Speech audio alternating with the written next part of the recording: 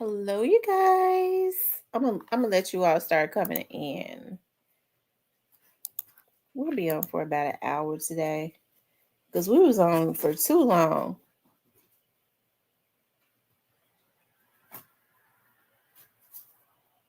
on yesterday.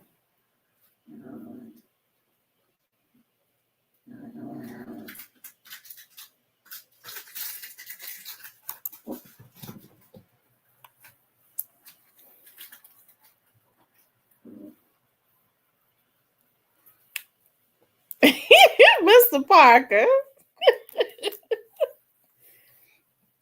Hey, Miss Shan. Hey, Sean. How are you? How's everybody doing?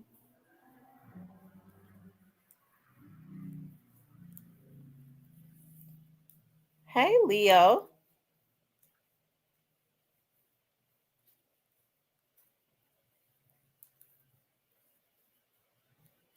I know you saw I called you. I'm getting annoyed by you sending.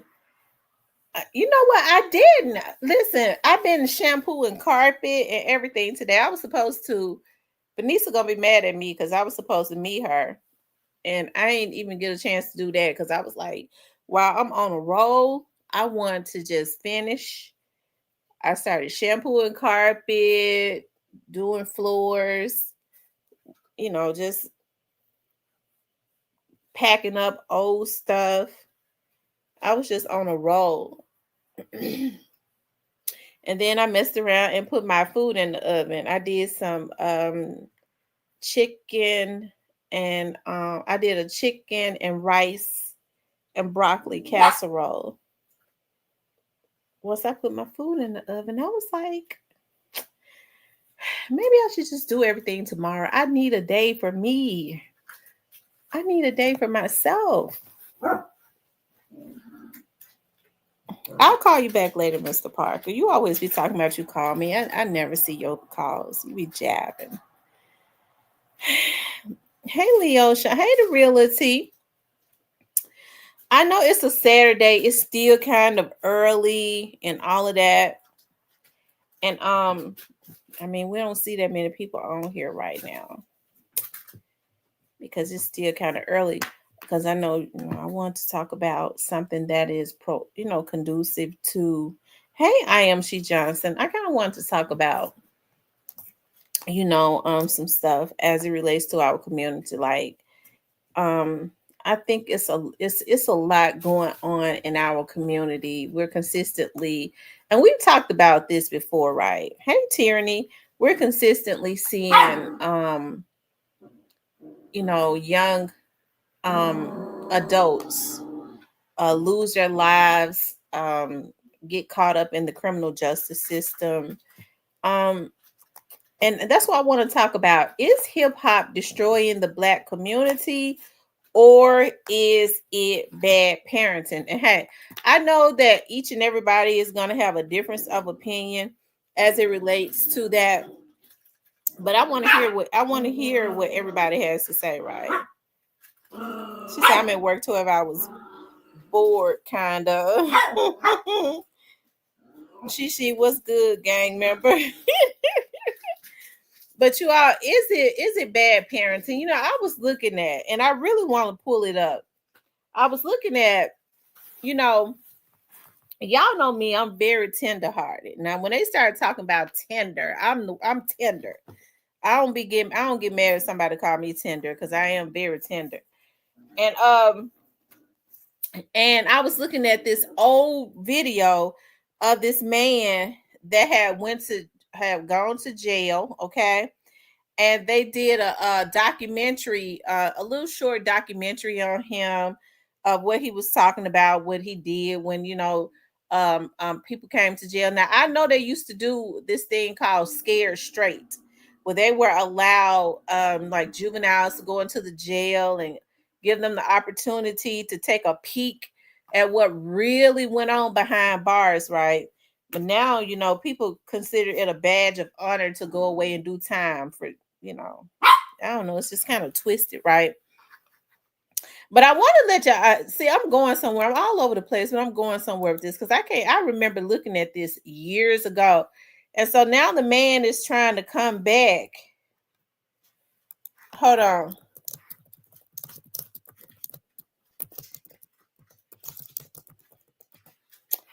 Hold on. Here you go. Is this him right here?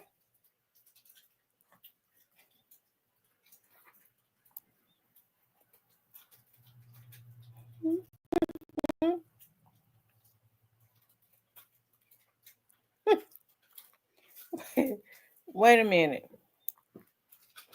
This is not him, but this is one of them that I. This is one of them that I remember. But when very different, locked up in one place, all of them get hard, all of them's horny, all of them got sexual desire. So what are they gonna do? If you won't let them have a woman, they gonna have each. Somebody's gonna have to give us some booty, and it's just that simple. The most memorable story that Fleece told us was about the place and importance that booty has in a maximum security penitentiary. And he went on about it and on about it. In his prison, booty was more important than food. Booty, a man's butt. It was more, I'm sorry, it was more booty, having some booty was more important than drinking water, man. Now, now we don't show. You remember we used to show the we don't show the videos like that in the more to scare, yeah, to scare like the younger teenagers, the kids that are acting out. They don't show videos like that anymore or take them into facilities. They don't do scared straight anymore, right? It's almost like they want them, they glamorize going to jail.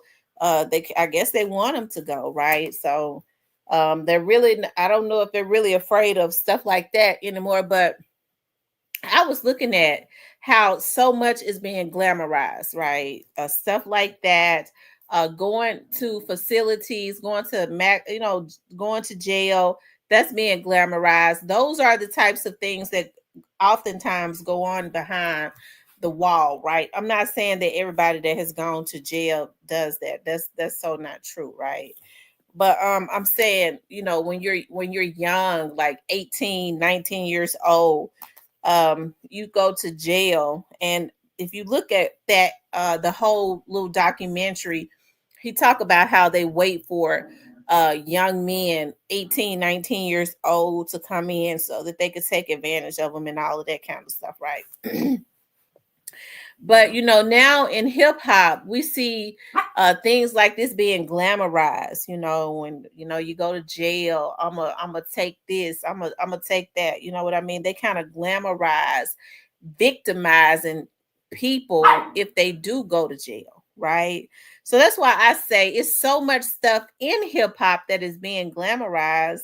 Hey, I know that once we start seeing stuff too much, we start looking at TV. That's why they call it programs, because it is a programming of the mind, right?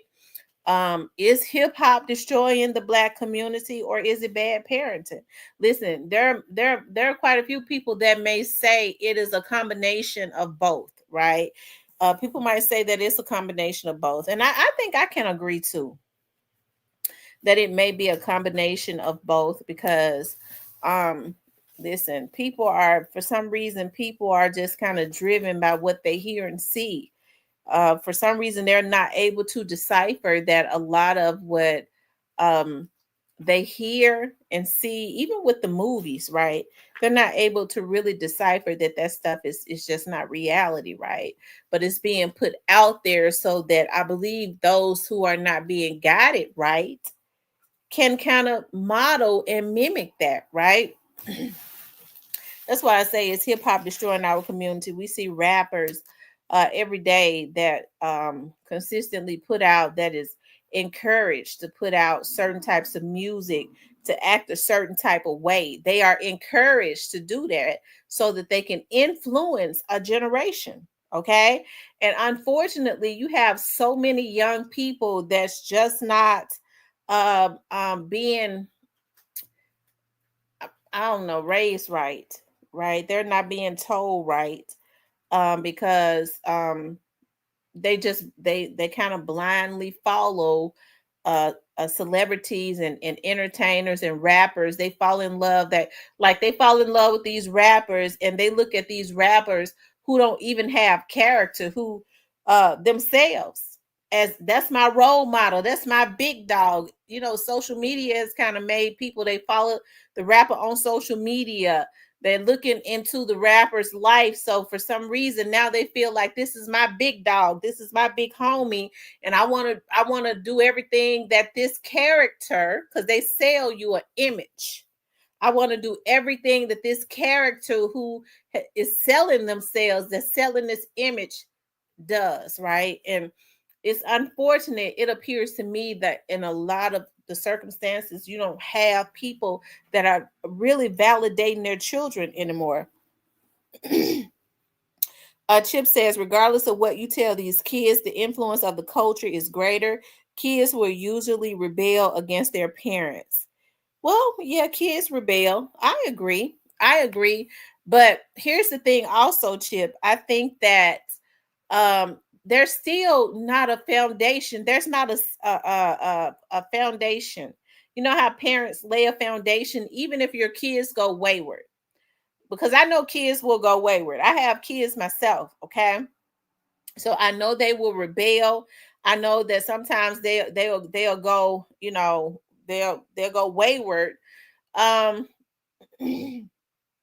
but if you build a solid foundation, even if they go left as they get older, if there is a foundation, I do believe if there's a solid foundation built on just the layer, the first foundation, if it's built on top of at the bottom of all of the layers of those layers of mess, oftentimes as they get older, they start to mature, they will revert back to that foundation and those things that you taught them, that's on the inside of them, right?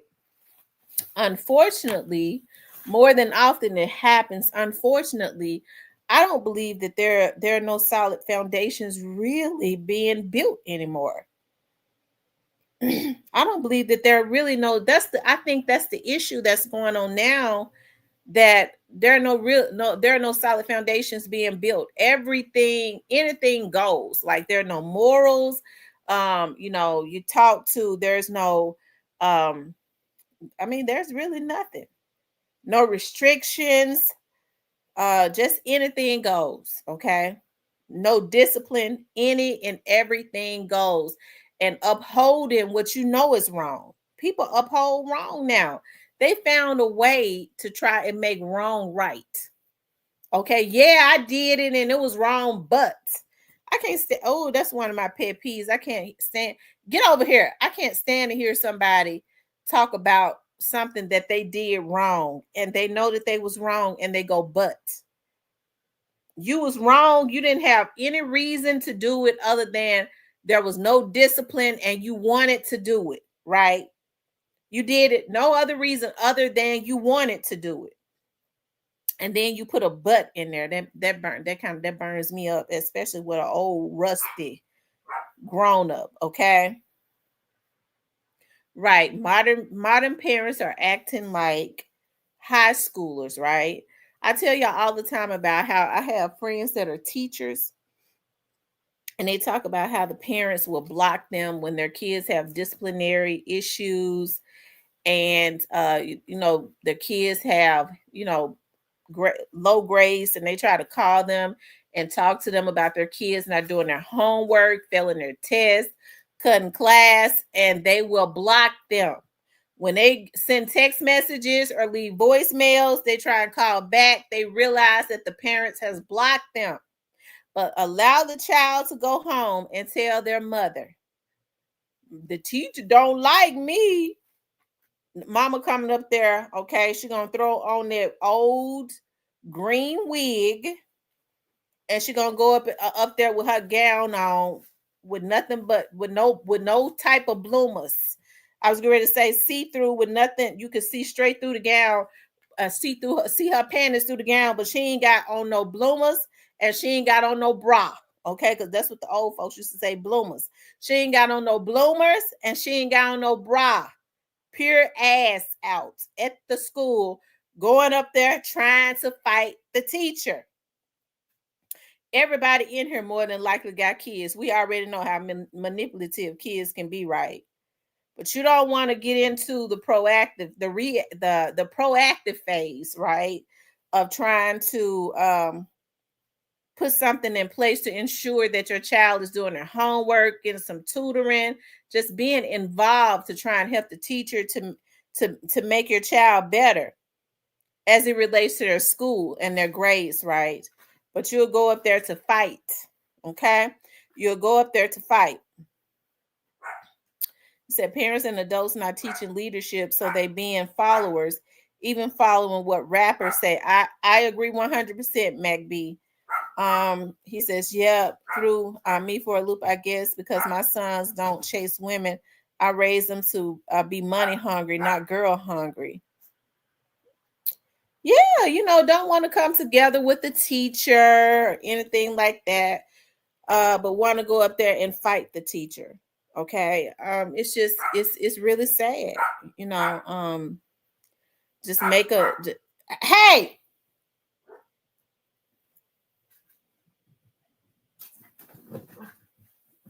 Just make a mockery.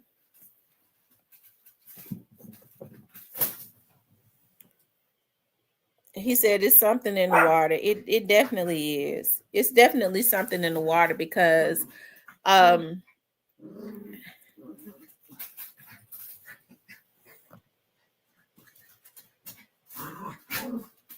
you got parents that don't even know when report cards come out. They haven't seen a report card from their child in 3-4 years. They don't even expect to see one. And if you ask them, have you seen a report card? Some of them might tell you, I didn't even know they sent report cards home.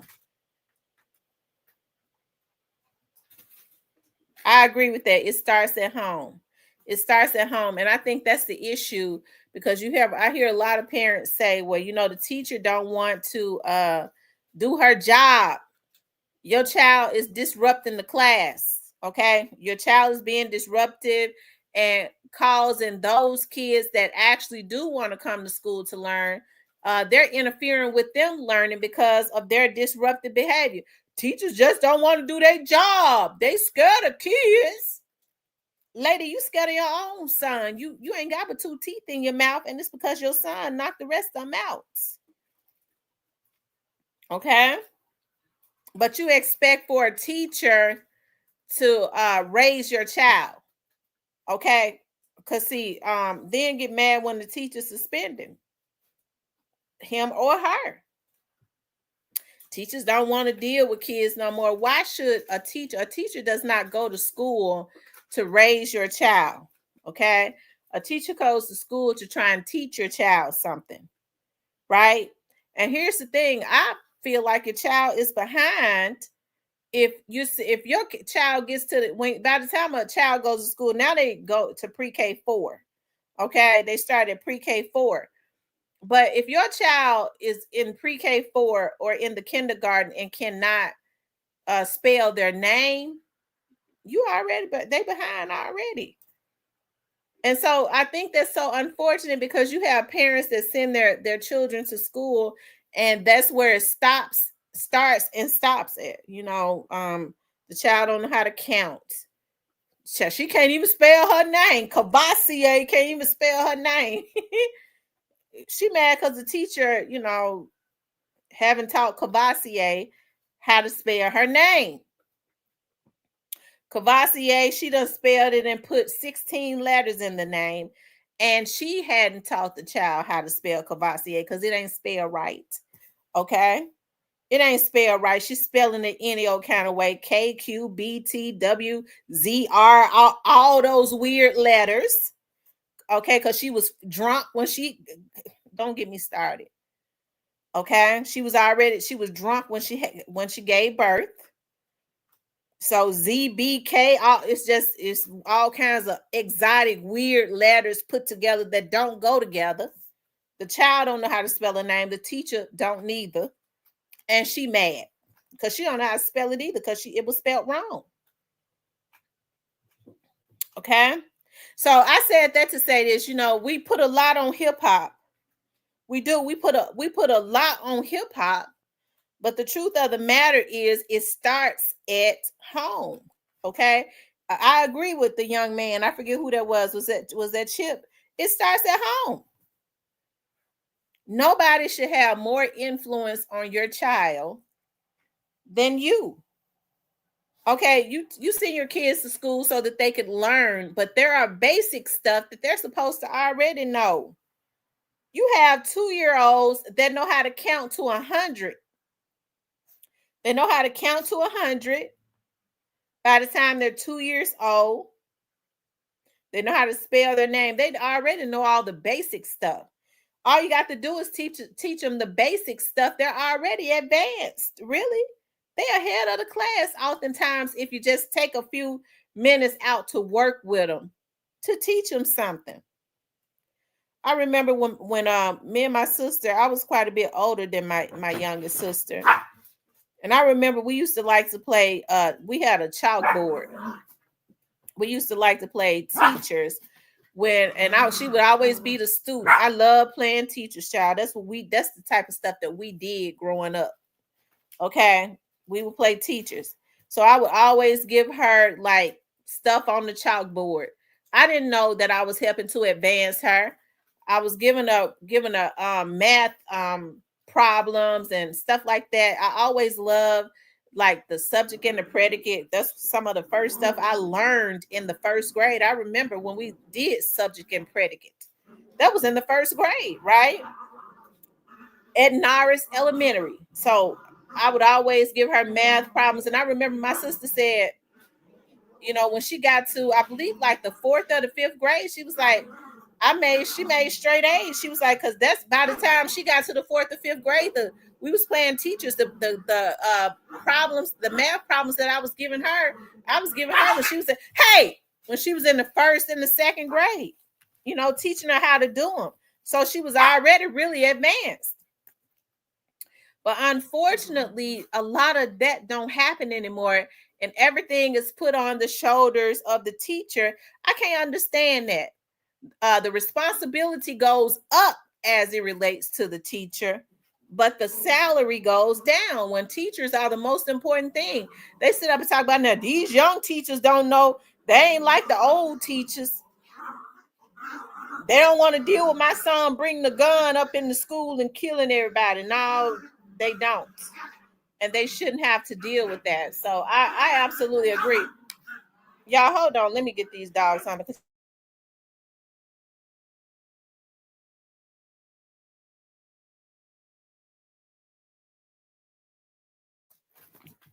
Okay.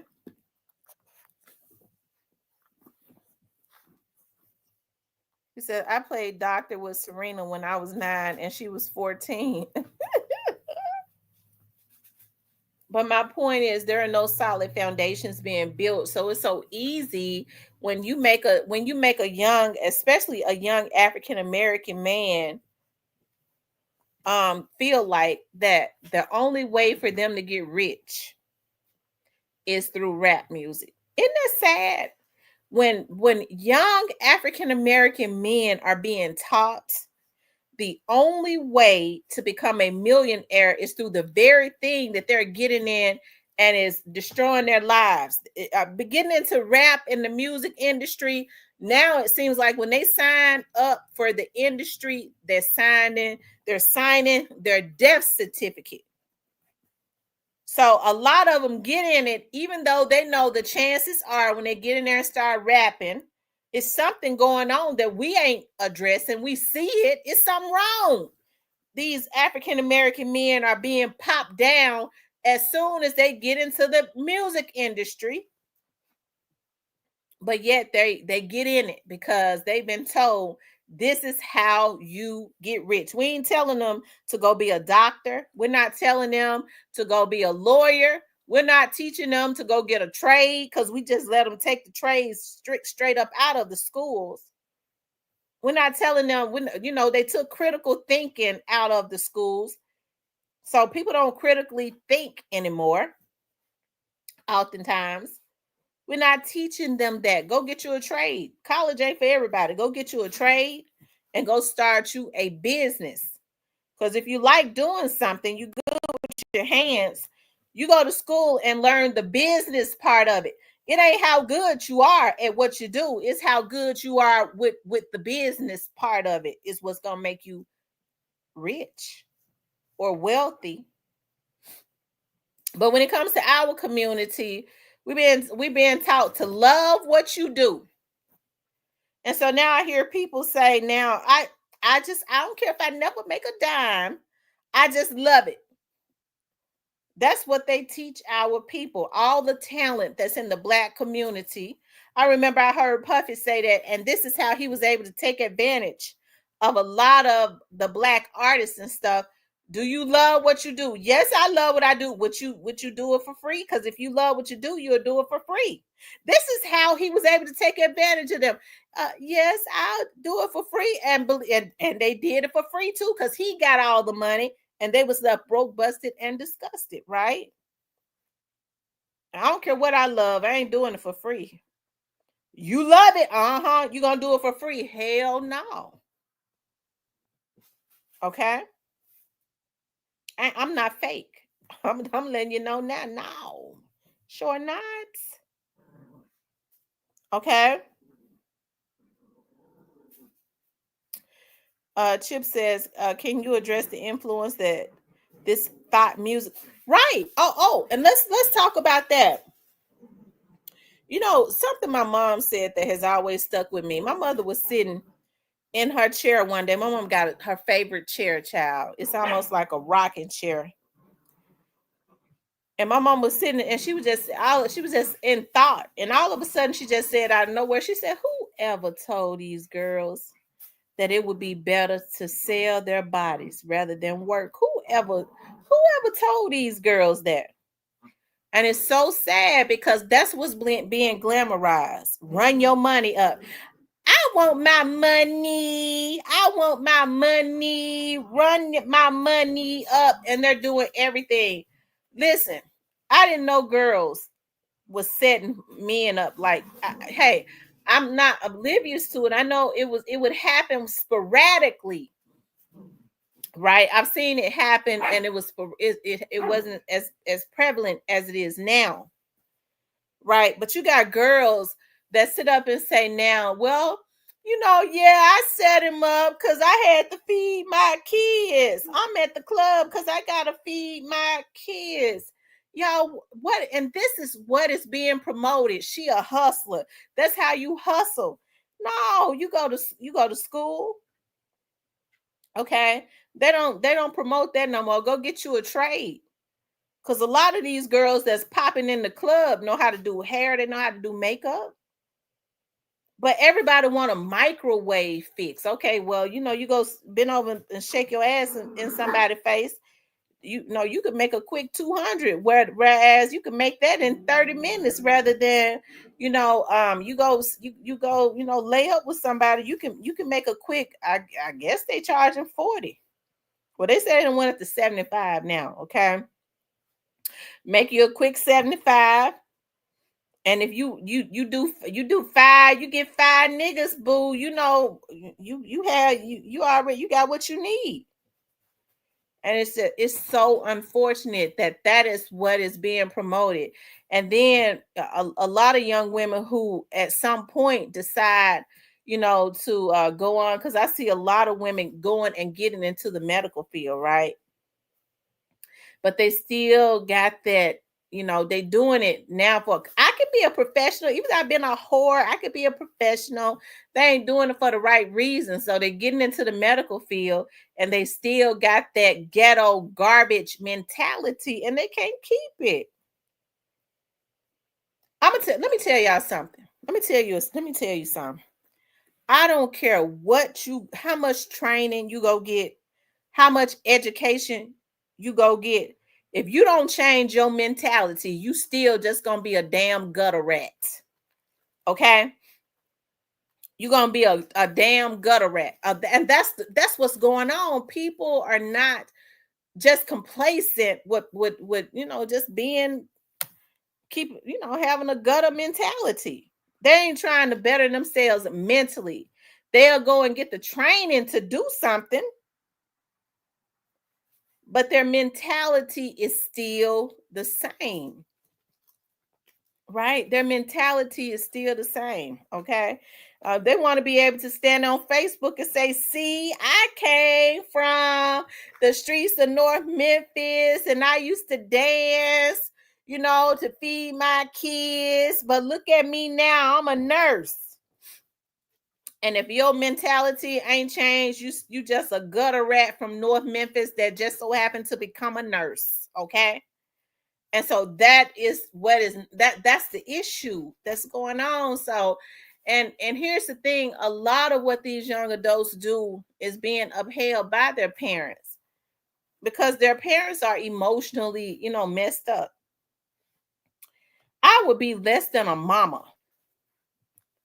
I'm talking about me now, to be sitting up going back and forth and arguing back and forth with my daughters. I tell my daughters they're grown now. I said my piece. Okay. And I'm moving on. You're grown. I said what I said. Okay. I said my piece and now I'm moving on. Okay. Do what you want to do, but I've just told you what's right. I just tried to give you some advice and some wisdom. I said my piece. Now I'm moving on because I'm telling you, I used to be so worried about my children because I felt bad because I always had them sheltered, right? I was like, dog, I didn't let them. And kids know how to manipulate you too, how to make you feel guilty. My oldest daughter, every now and again would say, Mom, remember you didn't let us go to no slumber parties and you didn't let us you didn't let us spend the night at nobody's house. I just feel like we weren't normal kids, and that used to really make me feel a certain way. I would go, dog, I didn't. I had all the slumber parties at my house. I had a house full of kids at least twice a month, 2 weekends a month, because I wanted them to be normal. When they went to the movies, I was the one that took the kids to the movies because I ain't trust nobody else mama to take them. I ain't know what they had going on. I was like, well, they might leave my kids at the movies by mistake or something like that. So I'll just take all the kids to the movies. Like, that's the type of stuff that I would do, right? But I had worked for the police department for so long, I was just paranoid about it, right? But now my daughter, who has a daughter now, I hear her say, Mama, remember you wouldn't let us spend the night at nobody's house. I said, yeah. She said, guess what, Mama? I'm sure glad you didn't. I'm sure glad you didn't let us spend the night at nobody's house. Because people so sick now. When I talk to my friends and they talk about, they went and spent the night at somebody's house and the person brother did this to them and this and that. I'm sure glad that you was overprotective of us. But I used to feel bad about that. And I think, unfortunately, because my daughters had a friend who came to, and I basically raised her. She came to a slumber party that my oldest daughter had when they were in the 7th grade. Okay, they was in the 7th grade. And when people would ask me, who is that little girl with you? I would go, listen, she's my bonus daughter. They would go, how you get her? I would go, she came to a slumber party that my daughter had in the 7th grade and she never went home. And that's the truth. She came to my house in the 7th grade and I had her all the way up until she was in the 12th grade. That's a true story, right? Because her grandmother was old. Her mother had a lot of children. Her grandmother was old at that point and ailing. And her grandmother was trying to be protective of them, but she trusted me, right? And that's basically what happened. She came to my house in the 7th grade and she didn't go home until her mama, she basically went on back to her mama when she was in the 12th. She is, when she would go home, and spend time with her mama and stuff. Around that 11th, 12th grade mark, her mama was letting her smoke weed. She couldn't come back over there smelling like weed and smoking weed because I ain't play that. Okay. So she just kind of went on, and I was hurt about it because I was like, dog, now I thought about, well, she ain't my child. I just kind of took her as being my child. Okay, but one of the reasons why I didn't let her go back home was because I remember her saying to me, Miss Tamara, I feel so safe when I'm here at your house. Okay. Um, when she said that, I knew what I knew. Hey, stop. I knew what I knew, and then I didn't try to make her go home anymore. And her mama didn't try to make her come home. I'm just gonna be honest about it. By the time her grandmother was old, and she was kind of happy that I was taking care of her. Hold on for a second, y'all. What you doing?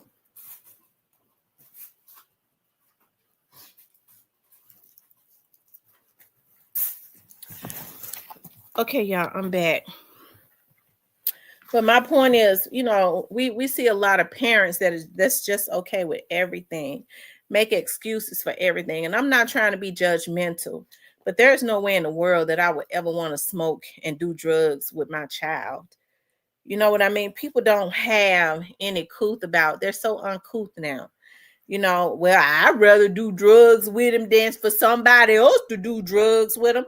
Yeah, it's something going on. That's why I say, is hip hop destroying our community, or is it just bad parenting? And I guess I gotta say, it's just, to me, it's just a combination of both. Okay, it's a combination of both things.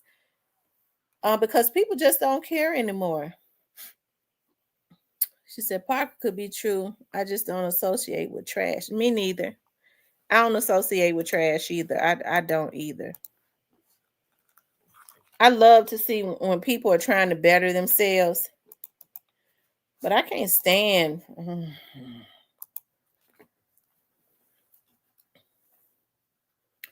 Anybody want to join the conversation can join the conversation. Okay. I just dropped the link. Okay. Anybody that wants to join can come up. Is hip hop destroying our community, or is it just bad parenting? Okay. And like I said, I think it's just a combination of both. And we're always talking about, counseling for the children and all of that. But we can counsel these kids until the cows come home. But the truth of the matter is that if we're not doing what is necessary to try and get whoever it is that's raising those kids help. I mean, whatever the things that we do to try to habilitate and rehabilitate them is obsolete. It's absolutely asinine. So I don't know, y'all. I don't know. I don't have all the answers. But I just know that there is definitely some type of disconnect in our community, and people are pointing fingers. I think one of the reasons why people can, some people, because I see some people, and I love when they have a determination. They have a determination. They just go getters, right? They'll take nothing and make it into something, right? I like to see when people are in their beginning phases and how they have a determination to grow something, because that's usually where success comes from, and then you're able to appreciate it more, right? But unfortunately, people want to skip steps, and that's when we start seeing things happen like what Straight Drop did. You know what I mean? You want to miss steps. You want to come up off of the back of somebody else. I'm gonna go do this. I'm gonna go do that. This is my way of coming up. It has nothing to do with hard work, right? And ain't nobody telling them. Listen, my grandma used to always tell me, listen, girl, you better do it right. Because if you don't do it right, you're gonna have to go all the way back to the start, to the starting line. okay, and start all over again. You may as well do it right the first time. That comes with reaping what you sow, okay? And so I think that's what's going on now. Hip hop, the whole culture is being glamorized. These girls are being told, hey, that they're hustlers, that they got it going on when they pop in and selling their money, and they are being glorified for it. They're being glorified for selling their bodies, for just doing all types of unheard of things that they feel like is affiliated with coming up or getting money, right? And it's just a sad thing. It really is. It's a sad thing. You all, please hit the like button for me, okay? Make sure y'all hit the like button. Like, share, and subscribe, okay?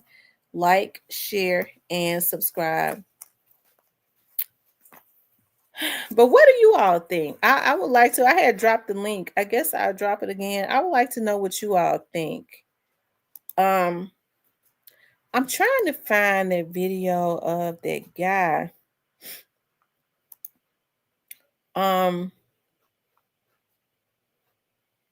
I think this comes from also. Hold on.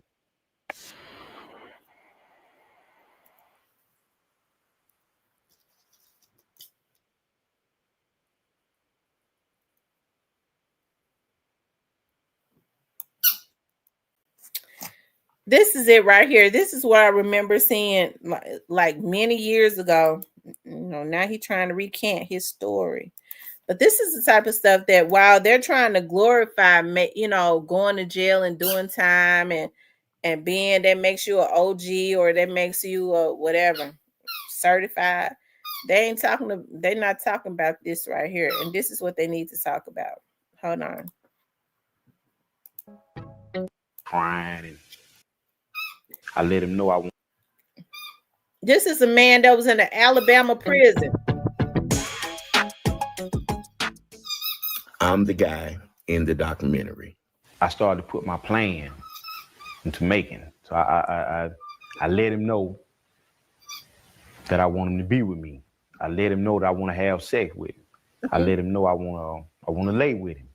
He started crying and begging and pleading. You know what I'm saying?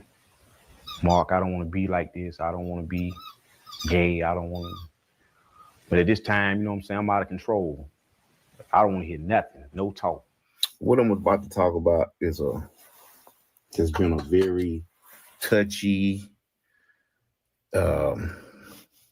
delicate, crazy, twisted warp. Now, this man years later. Okay, he's trying to say they made him say that in the documentary. Which is I think is a lie. I looked at that whole documentary years ago. They ain't make him say nothing. He on there popping his mouth now, talking about it was scripted. Popping his mouth every time he talked. Let me let y'all hear this. Subject that's been kind of haunting me for years. Yeah, for many, many years. And I try to just overlook it or forget it, but it's hard. You know what I mean? And me being who I am, if something bothers. He done mastered being able to put that cigarette right there on his lip and let it hang right there on his lip.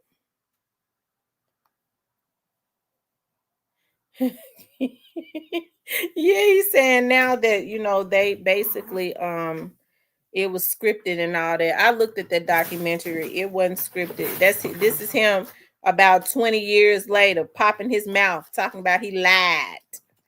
Popping his mouth. Get out.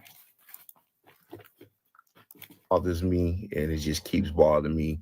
Eventually I got to say something or do something about it. You know what I mean? Not saying that this video will change anybody's view or idea or opinion of me or of the situation that I'm about to discuss. But hey, you know, it is what it is. You know what I'm saying? But I feel like I need to clear the air and let it be known, you know, the truth, let the truth be known about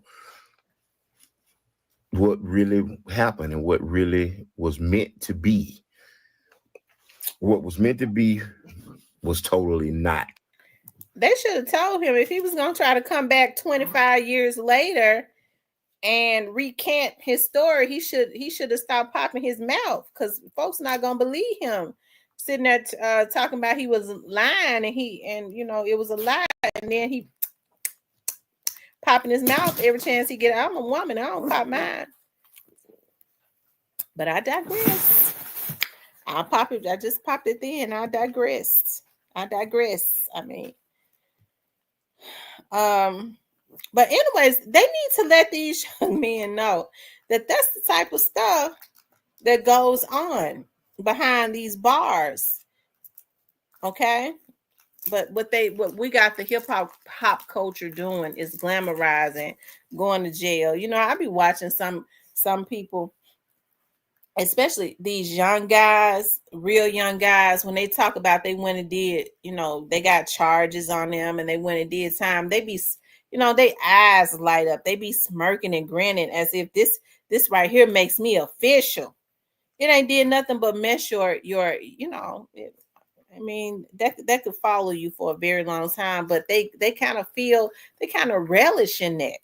You know, yeah, I got that charge. I got that charge. You know, people are not telling them that that's not the way to go. That's why I love it when I see the OGs that have really been about that life, because a lot of these young dudes ain't really about that life. A lot of these OGs that have really been about that life, right? And then they turn their lives around, and then they start kicking game, and then these young dudes know, look, hey, that ain't about nothing. Okay, that being behind the walls ain't about nothing. Okay, the only thing it's doing is institutionalizing you, keeping you away from your kids and your family. That's it. All right, fighting for your life all the time. It ain't even about nothing. Now that's real right there. When you go through stuff and then you try to send somebody else in another direction and tell them don't come down this road, because this road right here ain't it right here. Shan said she used to work at a prison. She's seen it all. Shan, I'm telling you. Yes, indeed.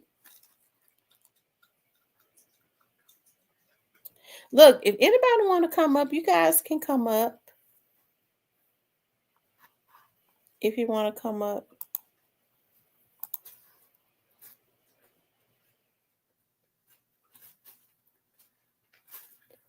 And talk about, is hip hop destroying our community, or is it bad parenting? And I would have to say that it is a combination of both. Okay, you have a lot of good parents that do the very best that they can with their children, and then you have some parents that, hey, you know, they feel like, well, that's my child and I'm just gonna stick with them, right or wrong. Now you can love your child, right or wrong. You can love them, but no, you're not supposed to uphold them, right or wrong. You're not supposed to uphold them when they're wrong.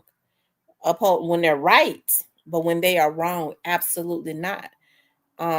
And I think that's why we see a lot of what we see now, because people are not being told um that they are wrong. I don't see a whole lot of emotional discipline now. It's just you see, when I say that, I mean, you know, somebody get mad at you, they feel like they're supposed to be able to take you out. No type of discipline as it relates to your emotions. Why you do that? Because I was mad, because I was jealous. That's because nobody is really, I don't, they ain't seeing different, and they ain't being taught different. Oftentimes. Oftentimes. How Mr. Parker get put in timeout? Who put him in timeout?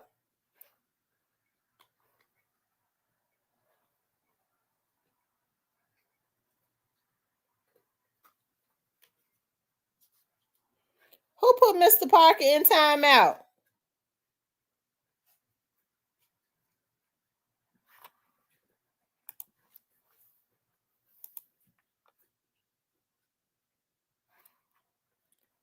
Hold on, let me see.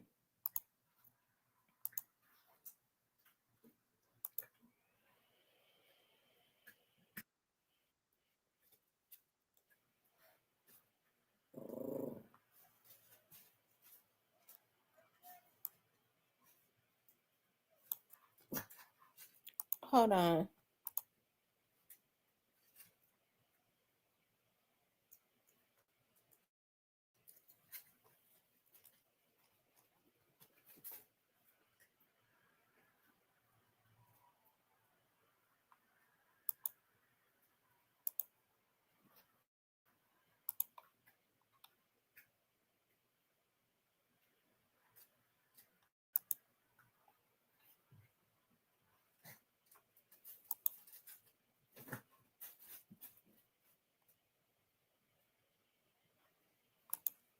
I'm not able to take him out of timeout.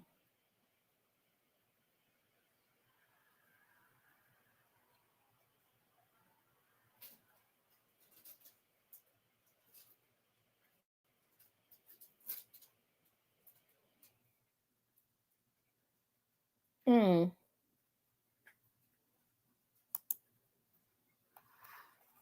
How long was he put into how long was he put in timeout for?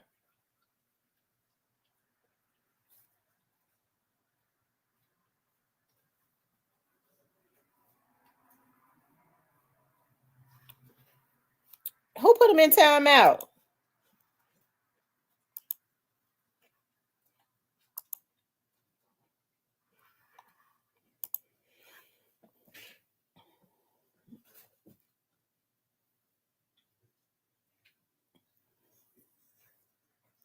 Is Lil Mama in here?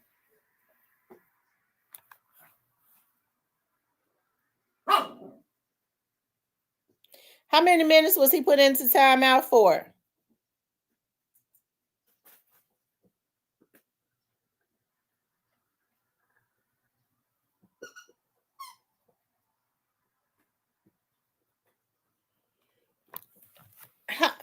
Lil Mama put him into timeout?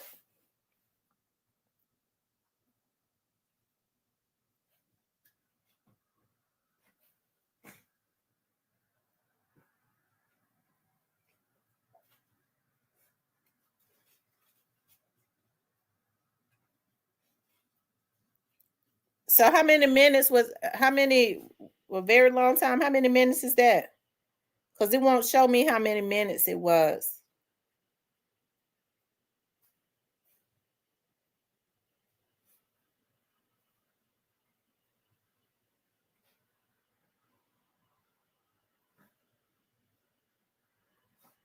Maybe somebody hacked Lil Mama page because Lil Mama not saying nothing. Hold on.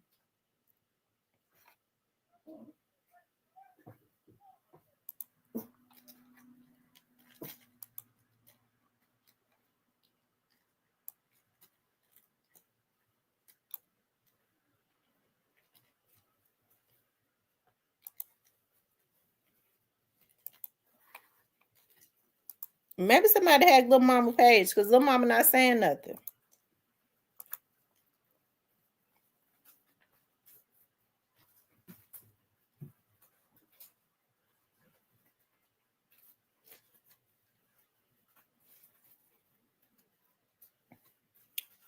You said 1.18K seconds.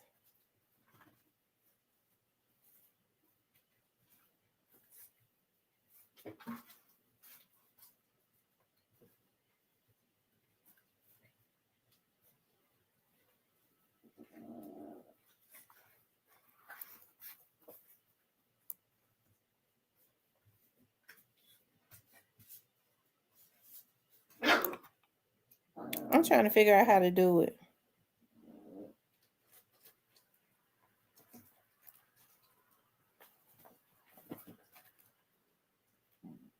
Hold on, let me see something.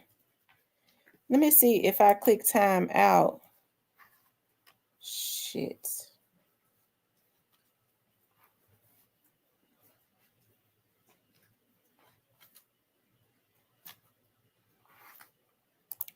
Hold on, y'all. I'm gonna have to undo it.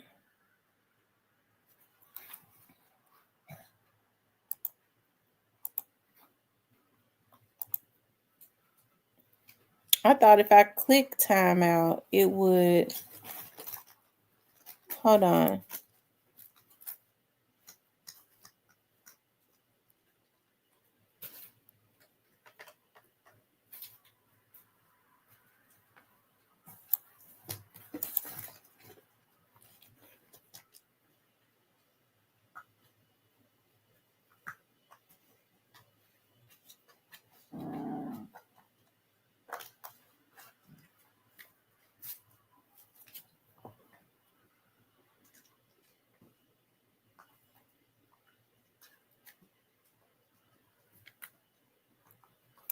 Maybe if I add him as a moderator.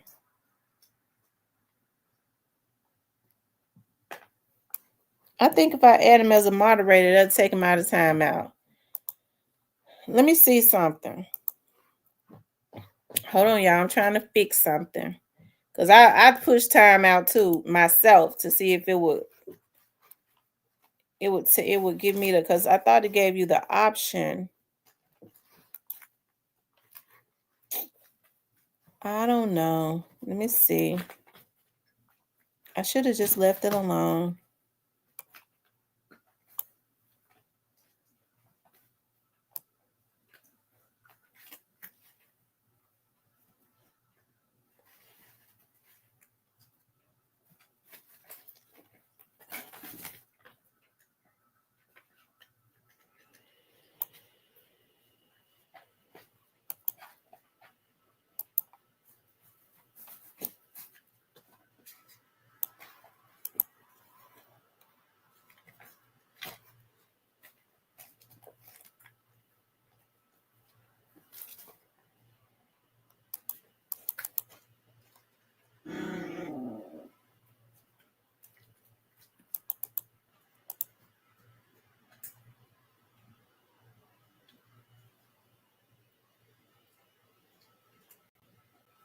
Hold on, y'all. Let me see.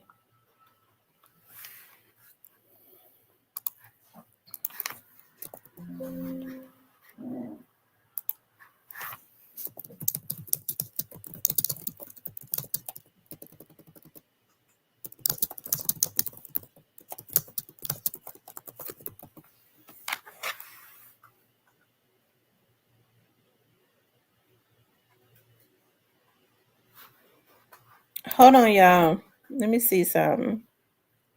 Y'all make sure y'all keep hitting the like button.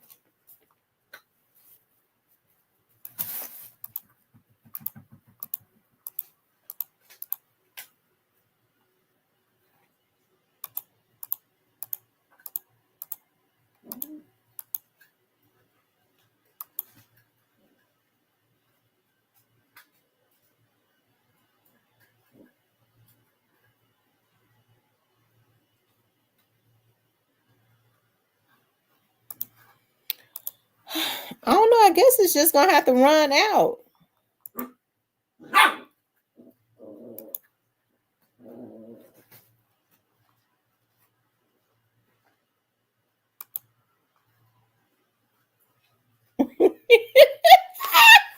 Yeah, I made a mistake and Lord. Let me see. Child. I don't know.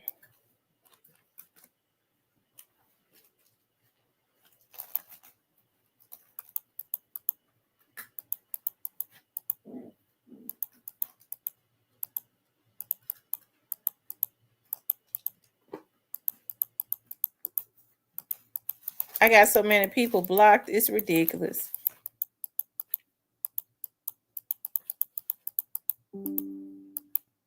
I have to go through a lot.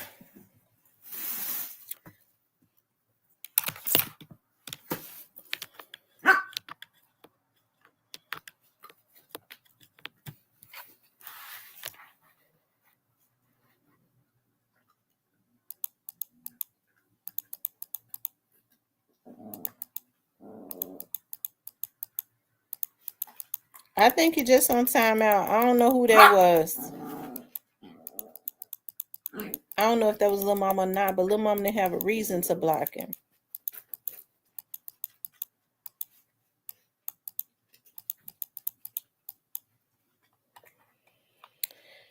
He not blocked. He's just in timeout.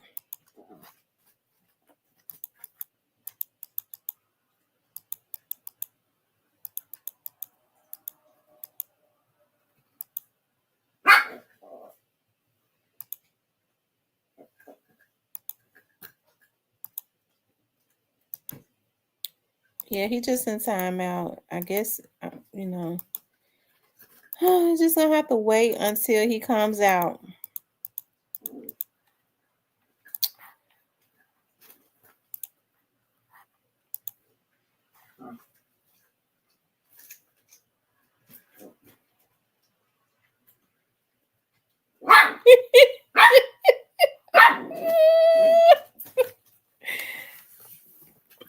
I don't know. Is Lil Mama never did respond. I think you know, somebody must have hacked Lil Mama page. So I you know.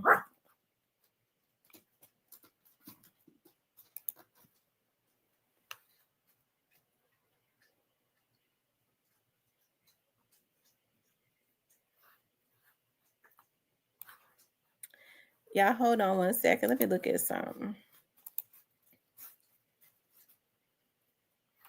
Ciao.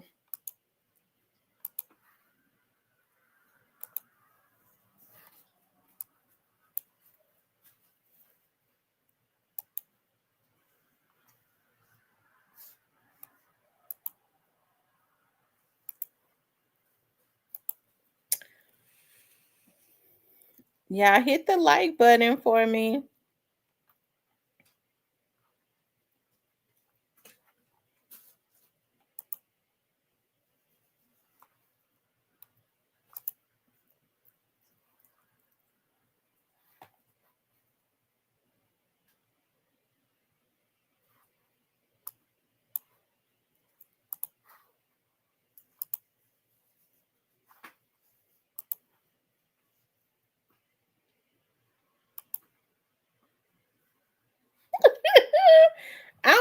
I don't know how to do it. I don't know how to do it. Somebody definitely is hacking because they was hacking yesterday and knocking folks up off my panel.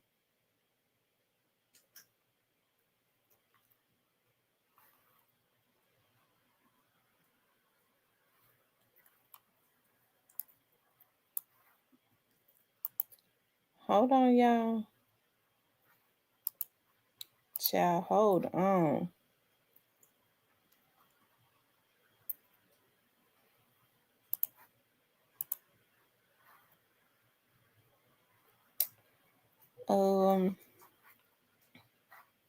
I don't know how to do it.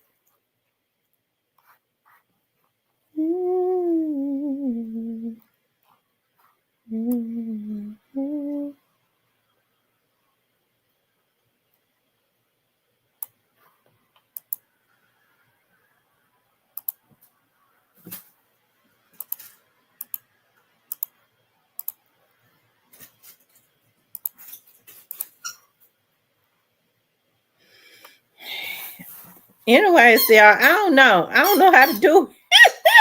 I don't know how to do it.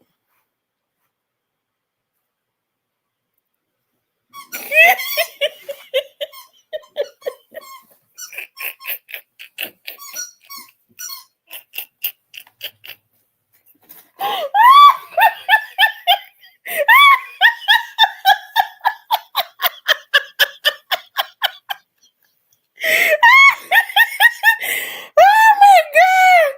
Lord have mercy. Mr. Parker crazy. Lord have mercy. Oh, Mr. Parker is crazy.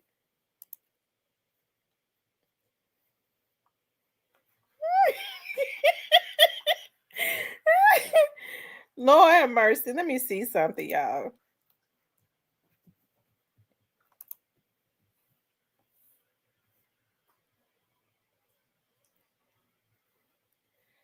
Um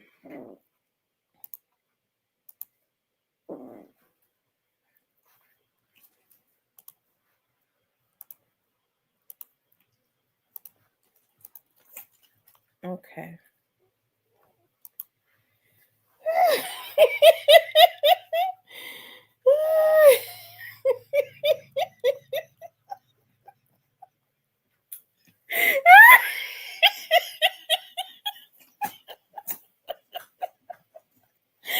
Oh my God.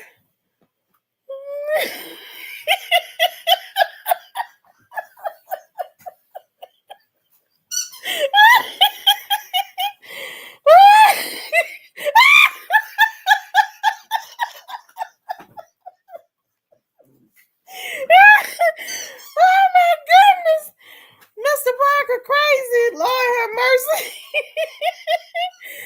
Oh my God. Y'all, what was we talking about? And Mr. Parker is crazy. What was we talking about? The real Latif said he was blocked. He was put in timeout for a long, he said for a long time. He said 1,000.7 seconds.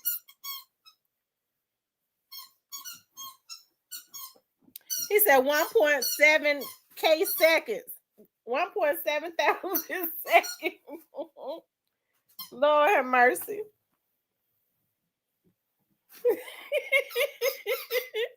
He said Mr. Parker got strikes. Talk about Sally Port. Anyways, y'all, we was talking about is hip hop destroyed? The real Latif said, Auntie, can you get Unc out of timeout? Evidently, little Miss Muffin page must have been hacked. And they put him in, the hacker put you in timeout. Look, she said a pup's back happy and playing.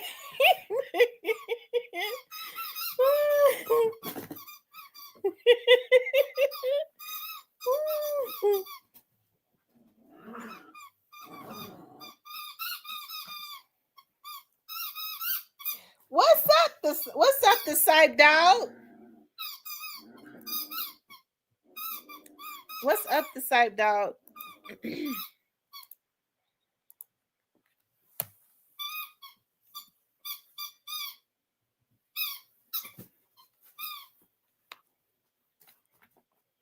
Cypress, you said you chilling. Okay.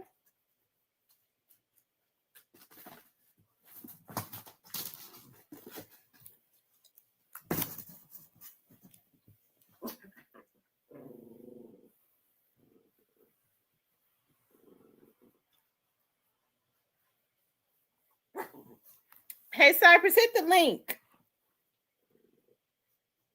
He said he just got in.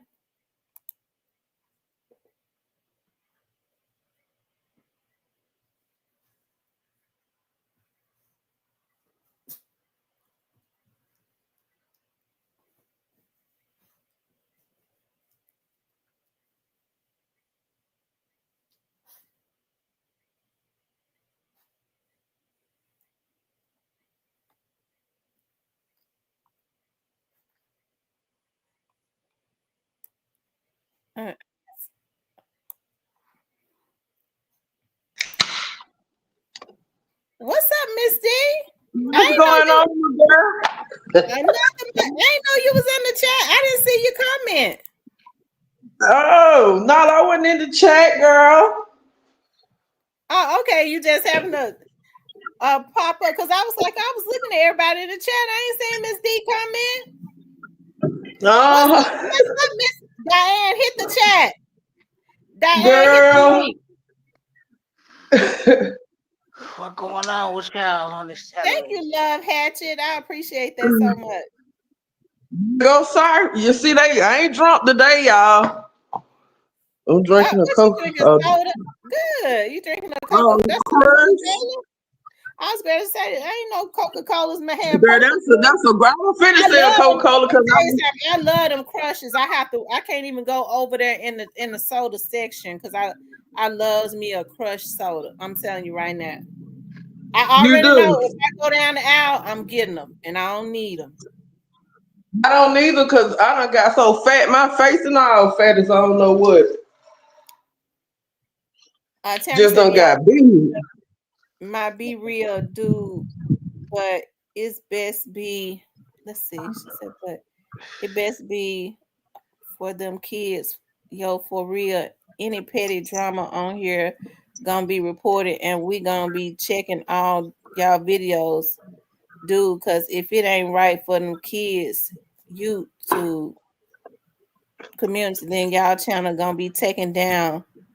My crew gonna be here with boss and who the hell is that? Lady, what did you talk about? Y'all, what's that lady talking about? I couldn't even understand it. Somebody, your channel, yo, this channel, my be real dude, but it best be appropriate for them kids, for kids, yo, for any petty drama on here gonna be reported. The haters. Cause I don't know what she talking about with that. And then I wrote a whole book. Y'all block it. Y'all moderators, y'all make sure y'all block these folks now. Get them out of here. Show them to the door. So what's up, y'all? What's going on? What's going on, girl? Hey, panel. I ain't drunk tonight. I ain't drinking neither. I drunk enough last night for the whole weekend. Yeah, Did y'all block her? Yeah, you were getting for the run for their money last night. Ooh, Lord have mercy. But I still can wake up today and tell them the same thing sober. And that's a blessing, because a lot of people can't do it. Yeah, I ain't gonna lie, I was tore up last night. I had 1 too many shots. Yeah, that'll do it. But I told y'all I was finna get tore up. I said it Friday and I was on it. I got tore up. I had a good time though. Yeah. You did. I haven't seen you around. I was good. I ain't never seen that person in here before. Have y'all ever seen that That's person? amazing. I've seen that person on somebody's channel though, so I know what blogger sent them over here. I know, you know, the group that they come from. I've seen that person on another blogger's channel, but they need to learn how to spell and stuff. Right. Little T, what you talking about? I'm invited. What I'm invited to? Me too. Huh? And so what's the tea tonight? What we talking about tonight? So the topic is hip hop destroying the black community or is it bad parenting? Bad parenting. Both of them. Bad parenting, because white people gonna make money off that music regardless. You can control what your kids listen to. That's bad parenting. I think it's both of them. No.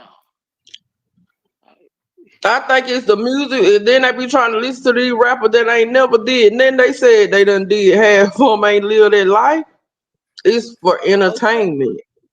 It's strictly for entertainment, but I see what they're doing now with the new age rappers, like the younger rappers. Now what they're trying to do is, because I think, you know, the industry is in a drought.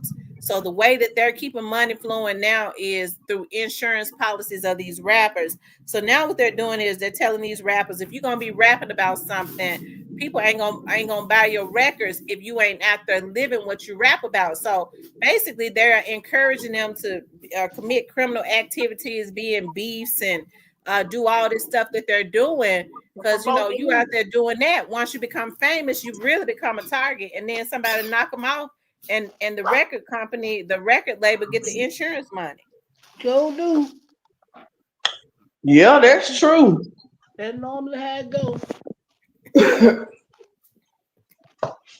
That is true. But I feel sorry for a lot of these people, because they be these kids too, because they be believing this stuff, and that stuff don't really be going on in real life with these people. Then they go out there and do stupid stuff and end up in trouble too. That's true. Girl, this celery is so good. I like celery with peanut butter. I'm eating it with ranch. And I put some seasoning in the ranch. This celery good as I don't know what. What kind of seasoning you put in It's like a rub, it? like Okay. a seasoned rub. And it's so good. I'm gonna lose some weight. I gotta lose some weight. I don't got when I was in jail, I had done lost a lot of weight, but girl, when I got out, man, I ate like I had never ate before. Yeah. I did. Well, celery is really water based. You eat celery for your snacks and stuff. Hey, you'll start losing that weight because the water will start draining. You start peeing it out. Yeah. So Well, you look like think a lot of weight be water weight? Yeah, most weight is water weight. Where is So, Steve at from last night? he ain't in. I ain't seen him. Girl, you didn't That's know that all. Steve was. You didn't know that Steve. He said he was getting off from work, or he was at work or something. He was there forever. He wouldn't turn that camera on last night. Want to talk about me? Look, they said you making Chips says you making him want some celery. It's good.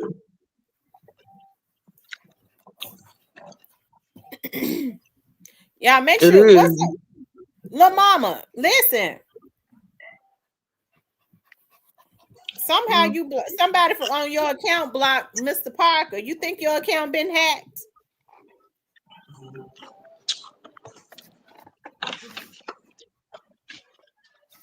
The Black Barber says I can't do the texture of celery. I love celery. Because I don't know. I love onion.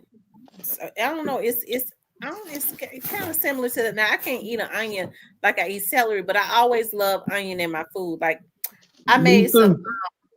Yeah, I made some chicken and rice today. Chicken and rice with broccoli in it.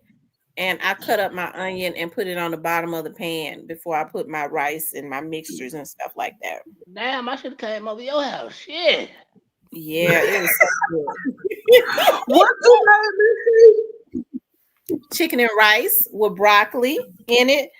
What I do is I had That some chicken. sounds good. Yeah, it was really good. So I took, you coat the glass pan with butter, and I like to chop up the onions in round, round pieces and coat it at the bottom of the pan. And then I take my cream of chicken. I took cream of chicken, cream of celery, and chicken broth, chicken bone, and mixed it together. I seasoned up. I put my coated the bottom of the, poured the rice on top of the onions, and then I put my chicken, seasoned my chicken really good, put it in on top of the rice, and poured all of my liquids on top of it and put my aluminum foil over it. The chicken was falling off of the freaking bone. That Why you doing sounds all good. that? Why you doing all that porn? Hell, you ain't Chinese. Leave the right in the back. Shit. I started to. I just didn't feel like it. What I was gonna do was I was gonna take it and instead of putting it in the oven, I was gonna take it and put it out like on the grill and let it cook on the grill so it could have that smoke flavor. I just didn't feel like going out there starting the grill and stuff. It ain't cold up there. Yes, it's cold. Yes, It it cold. is. It cold out here in Texas too. It's been cold as hell at night. How many degrees is it in Texas? Because they said it had been hot. They lied. Shit, it been cold as motherfucker last couple nights. I been It been cold. I been complaining all summer about how hot it be. I came outside trying to speak to the stove. That I way love I'm one of y'all singers up there. Marcellus the singer. I love his music. where you from? Texas. Oh, I don't listen From to out it. of He got Houston. me.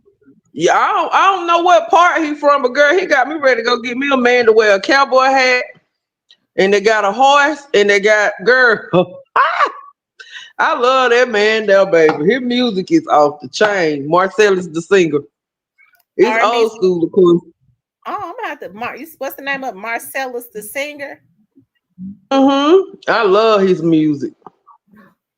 Okay. Y'all throw some questions in the chat. Yeah, Oh, what they ain't nobody. So what they you think? said he got some good music. I ain't never heard of him. So what? Moonshell is the It's been a singer. long time I've been seeing you though. I haven't seen you in a minute. Who? You. Who me? Yep. Yep. Yeah, it's been a minute. You glad to see me? Yeah, I'm always glad to see good people that can make me laugh. Girl, I'm up here licking the door. Let me stop. They're doing rub. That stuff good with that ranch in it. I got Miss some. T, so what You do said, you think finna happen with Lil Durk? I don't know. I think they're gonna try to fry him. He might get off. If he get off, because they say he got some good lawyers. If he gets off, they're gonna make sure they drain him of all of his resources. Yeah, if, he that boy wore a wire on him, I think, for a year, like a year or something. if he get off, he better not sneeze hard. The next time they throw him in there, he'll be another true night. Young Thug better not sneeze hard either. He out, but they ain't finna play with him either. He getting some more mess. Who is that? Oh yeah. You know Young what? Thug. Young Thug is on probation longer than anybody that I've ever seen. 15 years? 15 or Now, Yeah, they 16? got him. Yeah. now these Black Barbie, I would not be attending that one. Thank you. But no, see, I think he took the deal because they had some more stuff they were sitting on. See, man, don't they play dirty, man? Police play real dirty, Yeah, and they I do. and I think he knew. He was just like, what that? Okay, me taking the 15, go get me home. Let's go. Walk me to the door right now. Let's go. Well, and the subject that we on, these kids, their parents are off the chain. That's why the dang on kids off the chain. The parents want to stay in the clubs and they want to smoke and party with the kids. And man, please, that's why these children off the chain like they are nowadays. Don't parent? You remember back in the day, you got a butt whooping at school. You came home and got one too. You better not put your hand on nobody's child now. Hey, shit, I can't put the air with the shit. The name of the kick your ass. Yep. And nowadays, you think these people can't do nothing with these children? No, because the way they set these laws. Wasn't no child Yep. abuse law. Wasn't no child abuse law. We were growing. You got your ass whooped. You got your ass whooped. That on that. The way they got these laws now set up for these kids to get away with a lot until they put them in the penitentiary and make money off of them till they die. I feel to be honest with you, I felt sorry for. I ain't gonna even lie. I felt sorry for Straight Draw. I was just like, this boy just done threw his whole life away on chasing clout and just on some stupid mess. Like I don't feel sorry for them. I did, but I do, but I don't. If it make any sense, because I mean, he knew what he was doing because he made fun of the whole situation even after the fact, making music and everything. But the Straight Drop been getting in trouble. He just done threw his whole life away. No, they they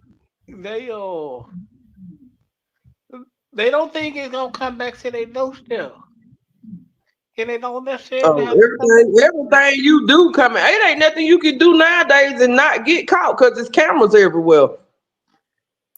Bingo. Them cameras, they got cameras everywhere. They got the flock cameras, the Regis car tag. They got all kind of cameras. Everything you do, you on camera. Even at the red light, you on camera. So it ain't nothing you gonna do nowadays that you gonna get away with because the cameras got you. Y'all, let me make this. I want to make this comment, and I just feel led to make it. Listen, is Diane in here? Y'all know Diane, my moderator. I want to say this because Diane is all of my moderators have my back. Diane is definitely one of my moderators that have my back, right? It was something that happened the other day. And somebody accused Diane of something, Diane and actually a young lady of something that they did not do right. I did correct the person to let them know that let him know that they didn't do that. Okay. But I got to thinking about, because I thought about and I understand how Diane or anybody would feel, right? I got to thinking about earlier today that I remember when a blogger lied on me, right? And accused me of doing something that I know I didn't do, accused me of saying something about his kids, and he knew he was telling the motherfucking lie, right? And I don't ever want any of my, I don't ever want any of my women, anybody in my chat, but especially I don't ever want any of the women to ever feel like that they're gonna come into my chat and be attacked. And especially if they're not attacking anybody and not be protected, right? I don't allow people to come into my chat and just falsely accuse people. I don't feel like that women should have to be put on the defense as far as trying to defend themselves against something that they didn't do, especially if me, the host, I was saying that that's not what it was. Okay. So I want to make this clear. I don't ever want any men to ever feel like that they can just come into the chat, or anybody, as a matter of fact, and just attack people and consistently falsely accuse them, because a lot of people take offense to that and they take it to heart.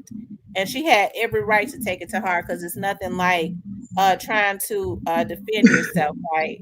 It's nothing like trying to defend yourself, okay? And you know that it's nothing, and you know that you did not say that. So I don't ever want any, especially any of my moderators that I know that has my back, to ever feel like that they're gonna come into my chat and they're going to be attacked, because I'm absolutely not going to allow it to happen. Okay. That's right. Don't attack the women. Flirt with them, fool.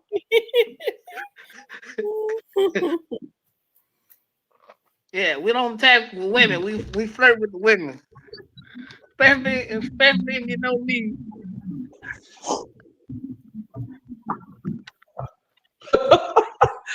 It's always something. That's why I say what I say and be done with it. I don't be caring how them people in the chat feel. I don't care what the world feel. I'm gonna say what I'm gonna say, and that's gonna be it. Well, what we drinking on tonight, Misty, what's that you got? Is that a dress, like a long duster dress you got on? I like that purple. Girl, this is dashiki, one of them little African dresses. Really? Where you get that from? My mama bought it for me up there in New York somewhere. When she came home, she bought me like 3 of them. They be comfortable, don't it? Hey, When I come off from work, I got in the shower and put this on. I love them. They are very comfortable. They're so comfortable. When I went to Jamaica, I got me a lot of those Jamaican wraps. I promise you, they so comfortable. You just wrap them around you. They're just so comfortable. Listen to him talking about some yes. It be the man for me. It be the man. Where him? Oh no! Look, Chip Smith. Look, he's shooting his shot. He said, I like her shirt too. Nice color, and it matches her soda. Who said that? Chip Smith. I am. She Johnson. What poppin' pimp? Little mama, what it do? Hey, Diane.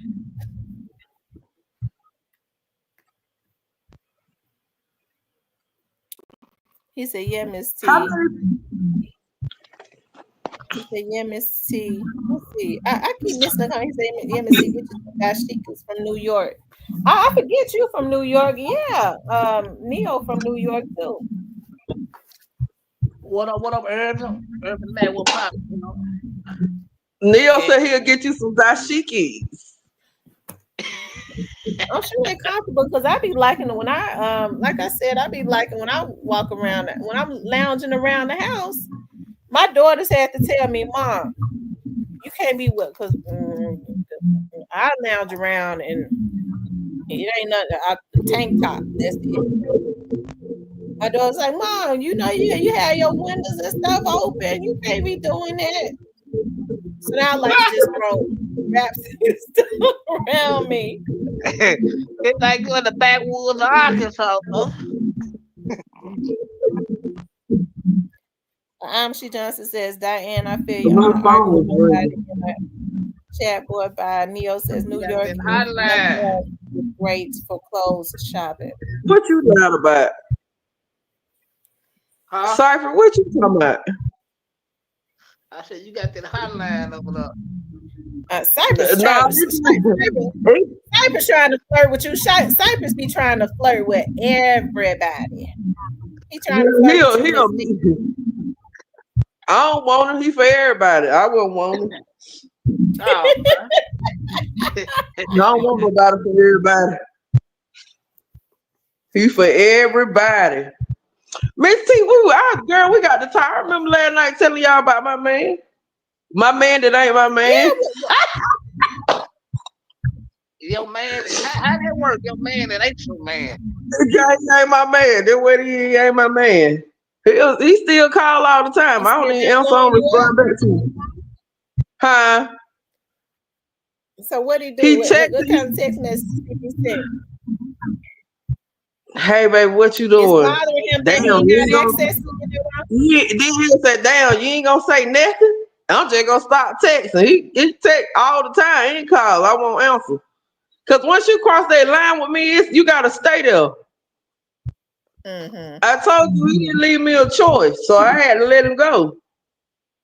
If he would have told me what he had going on from the beginning, that's when you leaving me a choice. Cause at least I know what I'm getting myself into. But I could tell the way he was moving, what was going on. I knew he had somebody. He done spend the night maybe 3 times out about two and a half. We talk about 2 months, 2.5 months. But I grew up with him too. That's what's crazy. I should have been the first person he told the truth to. Mm-hmm. We grew up together. We from the same neighborhood. And it had me sometimes. How long has he been in that other situation? Did he come clean about how long he been over there? No, I didn't even ask because I don't worry about that. I didn't even ask no question because I don't worry about the next woman. I don't care about the next woman. But I do respect the situation because I look at it because let me tell you something, karma be real. I don't mess with married men and I don't want no man that got no girlfriend because get what? I don't want nobody messing with mine. Right. I agree with you on that. I agree with you. I agree with you. Oh, Cypress, please. You always talk about whatever. Cypress, you always be talking about people don't need to be in relationships. I mean, I be scared to date people though. A lot of that's. I mean, because people, I don't know. You have to be careful with people now. There's so many sex offenders out here, so many damn drug addicts out here. And I'm just scared of people. a lot of people that are mentally ill, you don't know what their tolerance level is. They looking at you, you say the wrong thing to them, next thing you know, they grabbing, what I'm talking about, they like really mentally crazy. They grabbing for a knife or something. Hey man, in the Piper words of my dog Big Juke, I'm clean like the waffle machine. You said what Big Juke say? Come clean like the wash machine, man. Come clean like the wash machine, man. Yeah, but like people be having hidden agendas too. You just don't never know. But I like what I like. Like I like that you. I don't know. I'm a different woman. Like I'm not one of them. Like I like what I like. I like to choose my own man. Like I don't know. It's just, and I love a man that smell good and can dress. I like them when they smell good. Jesus Christ. Girl, I love a man that can smell good and can dress. Smell good, arms and stuff all tatted up. Ooh. Yeah. Oh, you like the and I They don't got like no nice weak arms men. and they arms and stuff all tatted up. That drive a girl crazy. I don't like no man that I can run over either. I like a man to be like, Miss D, sit your head down. Sit down. I like it rough a little bit. Not abusive now, but just a little rough. They know how to handle me because I'm a handful. Mm-hmm. I am a handful. I'm a handful. I can't say that and I know that. At least I know that. But it take a certain type of person to deal with me. So Because a did that lot of guy people know how to handle you? Did he know how to handle you? oh yeah, that's what I liked about him. He knew how to handle me. Mm-hmm. Yeah, man. You know how to handle them. You'll be around for a long time. I ain't gonna even tell no lies. I mean, I like for him to be to be strong and all that, but let me be the leader and all that, but just go ahead, let me have my way too. Mm-hmm. I ain't gonna talk crazy to him or nothing, though. I ain't gonna be disrespectful because I don't want him to be disrespectful to me. I just Well, want him to be kind. it's a show a lot of disrespectful women out here. Yes, a lot of disrespectful women. They be cussing these men and stuff out. I tell them, don't cuss them out because you opening up a door for them to cuss you out. Drop kick your ass. Everybody Yeah, ain't going. there's some disrespectful Yeah, women out here. There's Mm-hmm. some disrespectful men too. They go both And ways. for men, because I can't stand it when I hear men calling women all out their names and stuff. I can't either. man, That's but the women sign of got women. Hey, it go both ways. Women gotta cut their shit out too. cut what out. All that calling men out their name. If you gonna call Find me my out he piece, wrong. if you gonna call me my piece, I ain't gonna be with you. Yeah, you be Anything right. gonna call me my piece, I'm not dealing with it. Period. Man, look, we can't talk like grown people, and we don't need to fuck with each That's it. Simple. That's it. That's how it's supposed to go. And we can't talk like grown people. Yeah, ain't no sense in us even what communication rule the nation. A lot of people don't like to talk about it. People don't be want to talk about it. Everybody want to sweep everything under the rug like everything supposed to be okay. No, everything not okay. And see, Period. that's enough. I'm a strong woman because I'm not an okay woman. I'm not okay with a man doing anything and I don't say nothing. If I see you doing something, I'm speaking on it. Period. Yeah, you should. I can't stand no okay woman, just okay. Let a man run all over her. Won't be knowing man out there cheat, knowing he doing all kind of stuff, and she okay. Man, please. Then the first thing I holler. Well, long as he paying these bills, girl, where your morals at? You can pay your own bills. Well, Where they your find a way. self-respect and your morals? The morals be out the window. Yeah, when Fuck you hear all women that. say that, they find a way to accept or to reason with themselves of why they accepting the bad behavior. That's all. It's just But sad. that's low self-esteem to me, though. That's a woman that's just willing to deal with anything. Baby, no, that don't flow around here. And I see and I'm gonna tell you who cheat a lot. Married men cheat more than single men do. Yeah, men with girlfriends. Married men be some of the hardest men it is, and it's sad. You know why? I mean, why?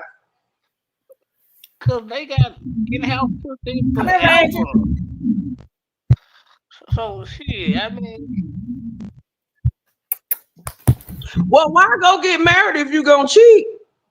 Cause I if don't know I ain't why. happy, that a lot of people some people that I'm not that I would never be married if I gotta be if I'm a cheat. Like I don't understand people that go get married knowing there's so many people in some unhappy marriages and relationships. I can't be unhappy. If I'm not happy, I'm gone.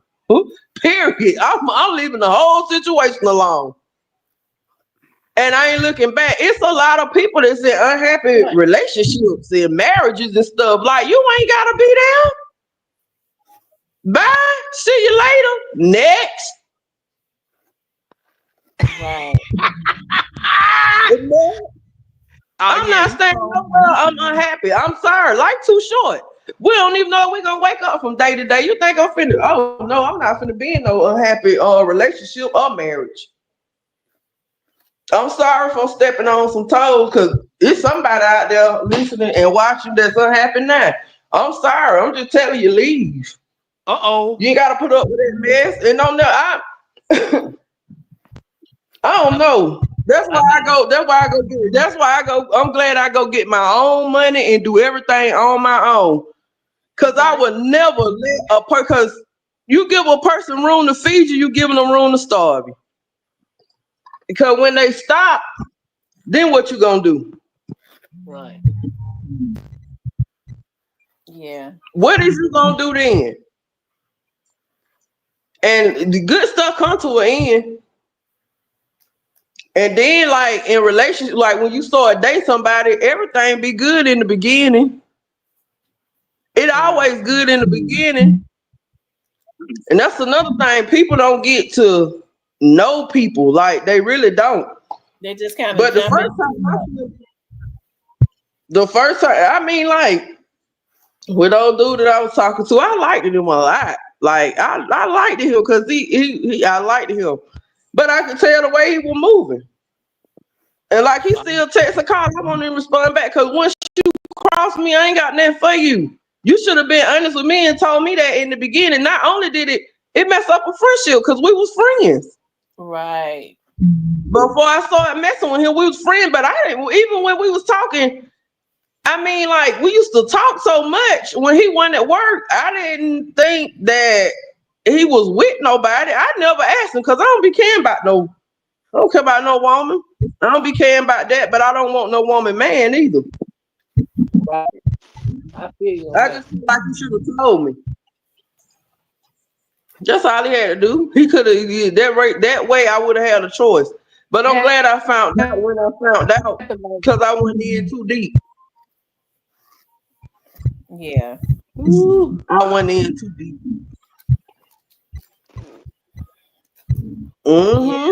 Yeah, you're right. You gotta ask questions. And that's what I'm gonna tell you something. I hear a lot of women say they don't ask questions because they're scared of what the answer gonna be. Girl, no. Oh, I want to know. Shout out to the women that don't ask questions because they care what the answer gonna be. Shout out to them. Cypher, that's so harsh of you to even say that. No, I'm just bullshit, man. No, you for real. You meant just what you said. You ain't about 2 cents. Diane says, I've been married 19 years and we get along good. We just went on a date today. It was pretty fun. I'm gonna handle the business the rest tonight. Girl, yeah, see, that's why I be getting all of my ideas and stuff. Diane be talking about what her husband be doing. I'm gonna tell y'all one of the things that Diane say that her and her husband do that when I get married, I'm gonna do it too. She said her and her husband, Diane, what you say y'all play cowboys or y'all play hunters? Y'all play hunting, turkey hunt. They keep it spicy. Yeah, she put on her turkey outfit and run out in the woods, and her husband get like a slingshot or something and chase her in the woods. And then that's spicy. That's fun. Something like that. That's fun. I'll do that. I promise you, I'll do that. That's keeping it spicy. You got to keep it spicy. That's why a lot of marriages don't work because people, they like when you meet somebody, like just say for instance a woman, she might comb her hair when you first meet a man. You marry that joker, that motherfucker won't comb her hair. Diane said we lays in the field, baby. Diane said we lays in the field, baby. I got that for real. Oh my God. That's my husband. I love stuff like that. Hey, I like different stuff. Yes. Diane said her husband be playing this game where she go to the she dress up and she go to the truck stop and walk around and he pull up and pick her up. I like that game too. Yeah, they keep it spicy. Yeah. That's what's up. That's what's up. Ain't nothing wrong with it. Listen, that sorry. I mean, they keep it spicy. That's what's up, man. Salute to them, man. Salute to all the men and people. Diane said you got to keep your man entertained. I do all I can. I promise you that. Yeah, you do got to keep it entertained. If you don't, somebody else will. they gonna find somebody else that do. That's one thing you gotta know. You gotta keep your mate. You gotta keep your significant other. You gotta keep that spice. You gotta keep that spice going. Yeah. That's what's wrong with marriages. The people they don't. The same thing you did to get them, you got to do the same thing to keep them. Man, that's too goddamn What? She said she don't play about her wigs either. You don't play about your wigs, girl.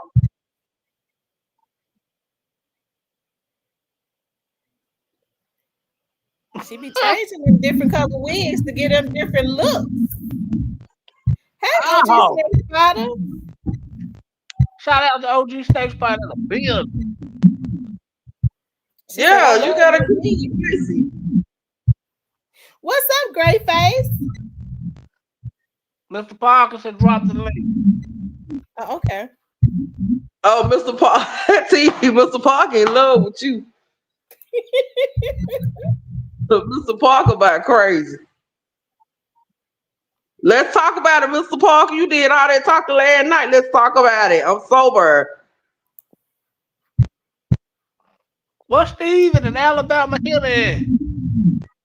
I don't know where they at. It's still early Saturday, so they probably out somewhere. What time is it up there? It's 7 here. You said check my email. Okay.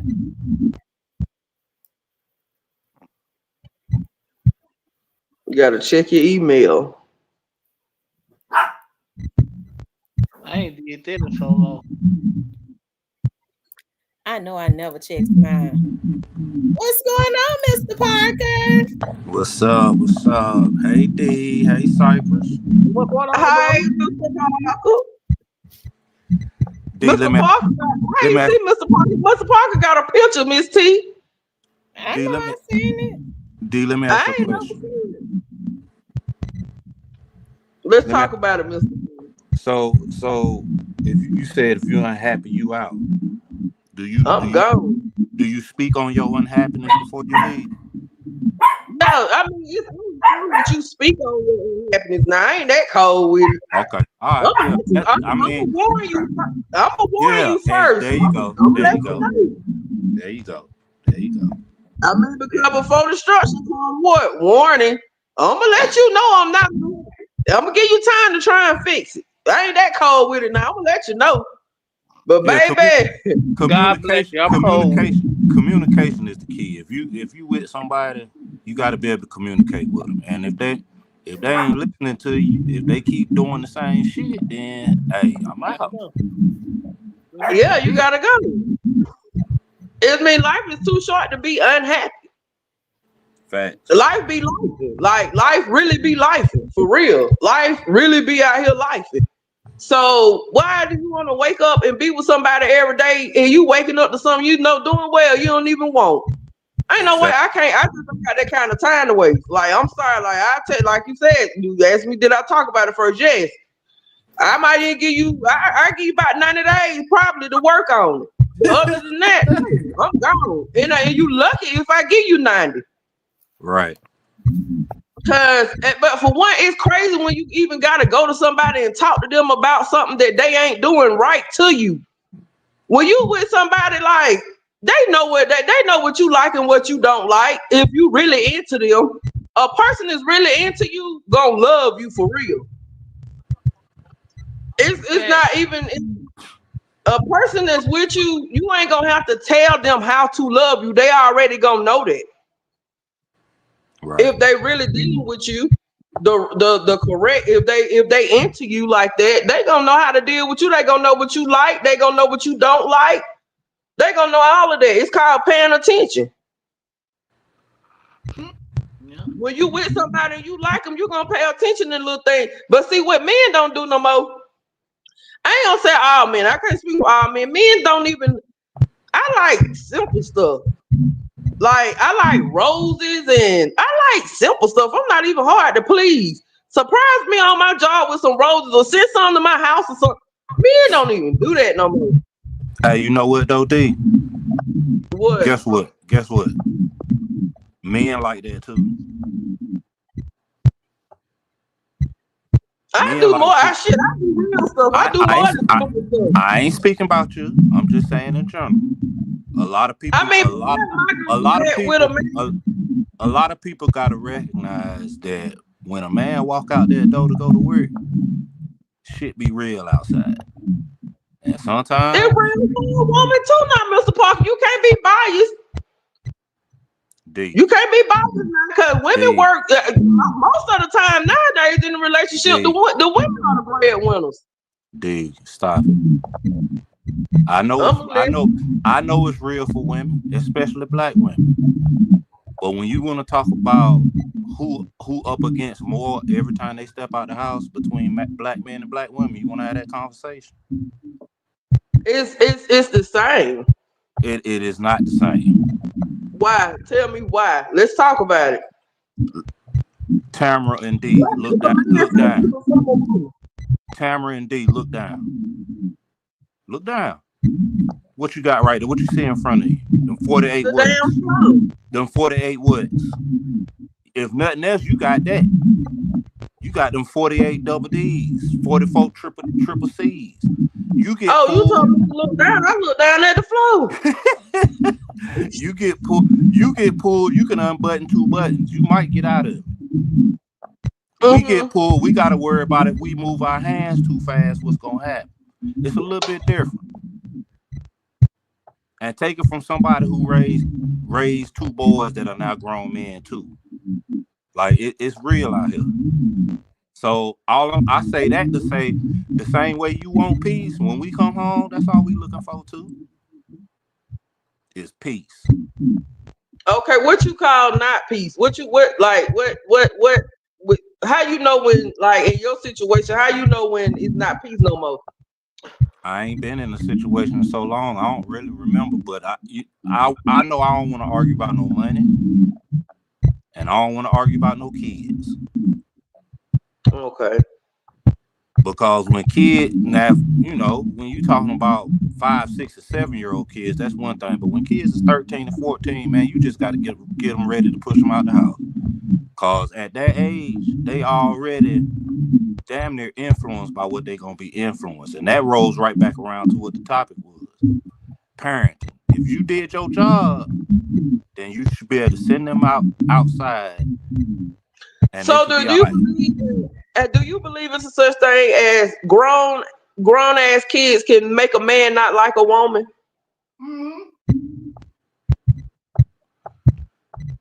It depends. Like when a woman got kids, they're not yours, and y'all dating, and the kids are just, I guess, off the chain or whatever. Do you believe that can make a man not like a woman? Yeah.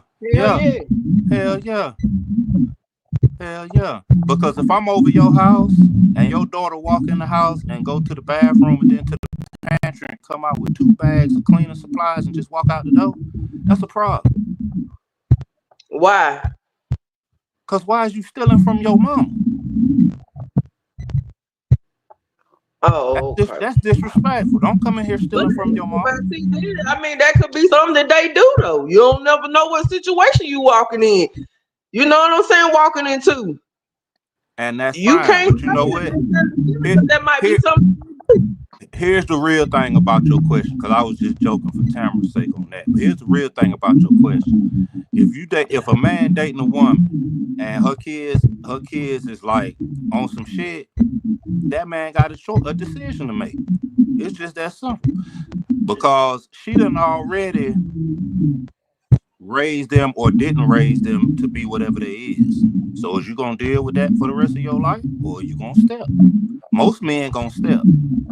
If them ain't his kids and he don't like how they move, he ain't hanging around. Right. But Charles, see what the thing. This what I hate: a sorry ass woman. I hate a nasty woman that don't like to clean up. I hate a woman that don't like to cook. I hate them kind of women because you're not a real woman to me if you don't keep your house clean and at least cook. Don't nobody want to eat out all the time. Like like I hate women like that. And I'm a woman myself, but I cook and I clean. I keep a clean house. I can't stand no nasty, filthy house. If I ever come to your house and it's nasty and filthy, I'm gonna talk about you. Well, I told my sons, if you meet a woman, if you meet a woman and her house nasty, her pussy nasty. So do what you gonna do with that. That part, straight up, cause she nasty. And I always I used to tell my twin brother, look, I don't care what the alpha look like in the club. Go to her house and see how she lives. That's gonna let you know everything about her. Facts. Go to her house, see how she lives. Clean the hell in the club. Go to her house. I guarantee you, nasty as hell. Probably still sleeping on the damn air mattress. Mattresses on the floor, clothes everywhere, just nasty. I can't stand no nasty woman. You ain't no real woman if you nasty. I don't care what you say. I don't care who toes I'm stepping on, because there's somebody in that chat that nasty. I want to be clean now. I mean, but that just say, I'm just talking mess, but I'm for real. Somebody out of somebody in that chat, somebody nasty. I can't stand it. Like, for real. Each his own, but or somebody watching, one of them nasty. All them folks ain't on here watching and ain't one of them nasty. But if you don't cook clean, you not a woman to me. Because a real woman want a home cooked meal. What you think women need to do to do that as far as they part in getting our community back together? They need to do something with these children. They need to do something with these kids. It starts at home. Everything starts at home first. Not just do something with the children, but don't have no children until what? Till you marry? Until marriage. But yep. I can't say that because hell, I got 2. Yeah, and but I ain't married. That's right. And I got 4 and I ain't married, but we learn from our mistakes. So that was the point of my question. Like, we ain't talking about what can we do, we talking about these young women. And I asked you that because I can tell you what my sons and their peers need to be doing to help better their community. Number one, we gotta get these young men to understand the value of education. Right. It might not get you everything you want in life, but an education ain't gonna never hurt nobody. No. And that's why you see so many black women going back to school, because education ain't gonna hurt you. It might not help you to get you where you want to be, but it ain't gonna hurt you. Yeah, you gotta have some type of education, something. Because I done did a lot, I'm not perfect. So I want the best for my kids. Right. Because I done hustled, so a lot of drugs. Like, I done did that. I don't sell ass, but I sell some dope. I used to would anyway, but I want no more.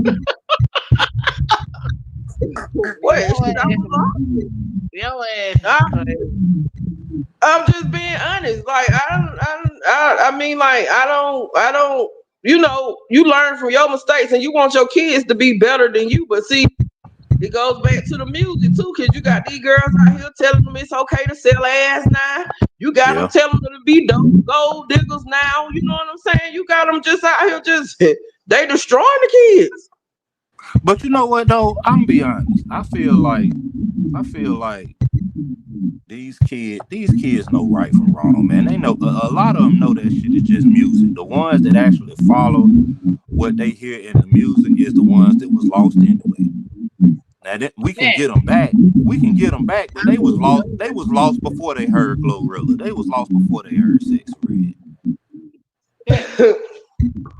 And it could have been because of something that happened to them when they was younger. It could have been what they see around them, but that music ain't do that to them. No, it's the parenting that did it. But Right. Something to do with if you really want my honest opinion, bro, if we waiting on the next generation to make the community better, it's lost cause. I agree. Shit. Well, what part do we say, damn the community? I just look out for the best interest of us. it had something to do with it.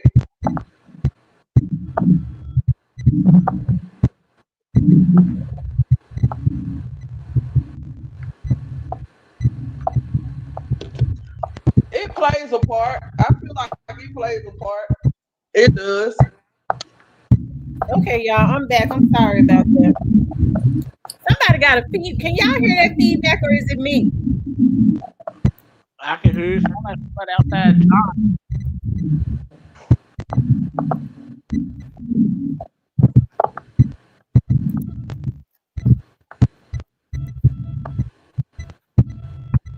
Does anybody else have an app open? Does anybody have like their TV and their phone or got two phones in front of them? Not me. What's going on? I don't.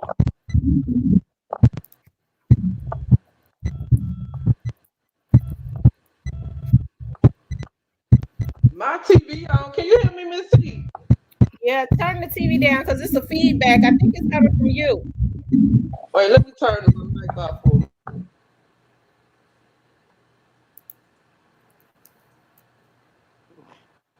Yeah, we back. We live. Now it's okay. Now I can't hear it no more now. Yeah.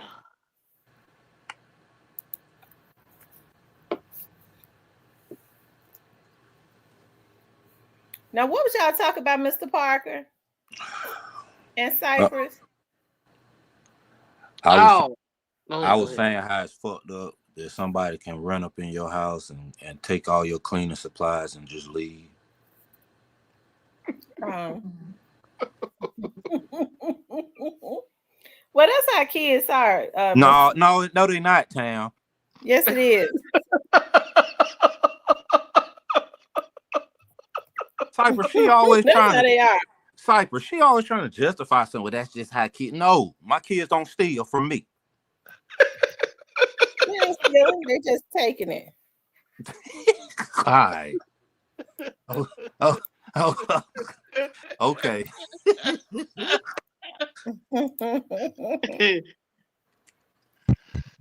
Black women be spoiling their babies. Now we can hear it again. No, it's probably. I ain't got no app on. I don't turn the TV all the way down because I ain't got nothing on. It might be my phone. Great face, I see it. I just pulled it up. I see it. What we got breaking news? What we got breaking news? We got breaking news. Y'all so nosy. Sound like we got breaking news over here. It's breaking, but I don't think I'm gonna be the one to break it. Breaking what, Cypress? The neck bone suit. The other day, that damn suit was so good, girl. What kind of suit was it? It was a neck bone suit. What you say, Cypress? Breaking what? We got some breaking news. News. No, yeah, man. I'm country. Yeah, I'm country, man. You from Tennessee. Yeah. There's a difference. It's a difference between country and Memphis. Yeah, we got breaking news, y'all. What's T? Huh? We ain't gonna let it out right now. Yeah, I'm gonna wait to break it. I gotta look into it some more. Is it what we think it is? Well, okay. I mean, it ain't got it. It ain't got it. It ain't just saying they didn't win and got it. Cypress, like, you can read about it. You know, Cypress be scared. No, I ain't worried about that because it's talking about in the capital. Right? I don't know if it's somebody can because you be just waiting. You better Like know he gonna feed. Cypress be waiting to try to throw something in my face. Girl, Cypress want tea. Hey, I think it's somebody at the camp though. What? Yeah. Why it gotta be like is that? Alright, but we gonna wait, y'all. We gonna sit on it. Y'all gonna get the breaking news later, alright? Missy gonna tell it. Y'all gonna get the breaking news later. Y'all think it's gonna be a RICO charge with CMG? You said what now? RICO? You said it's gonna be a RICO? Yeah. It's for sure gonna be a RICO, but it ain't most likely gonna be what people think it's gonna be. It ain't nobody else to get, Cypress. Let's do a mute check. You don't think so? Mr. Parker, you showed me the you like CMG, Mr. Parker. I don't care nothing about none of them niggas. I'm just saying it ain't nobody else to get. He's saying it's gonna be a RICO, but it ain't what you think. Well, if it's a RICO, it's got it. So what you talking about? Miss D, go out and come back in. Hold on, I'm gonna put you in the backstage and bring you back up because that sound, when I muted you, that sound went away. Hold on. Okay, no. yeah, we see that. Now It's definitely something with her phone. Yep. She probably it's got something with her phone. It's she giving some got, type of feedback. She probably got Boost Mobile or something.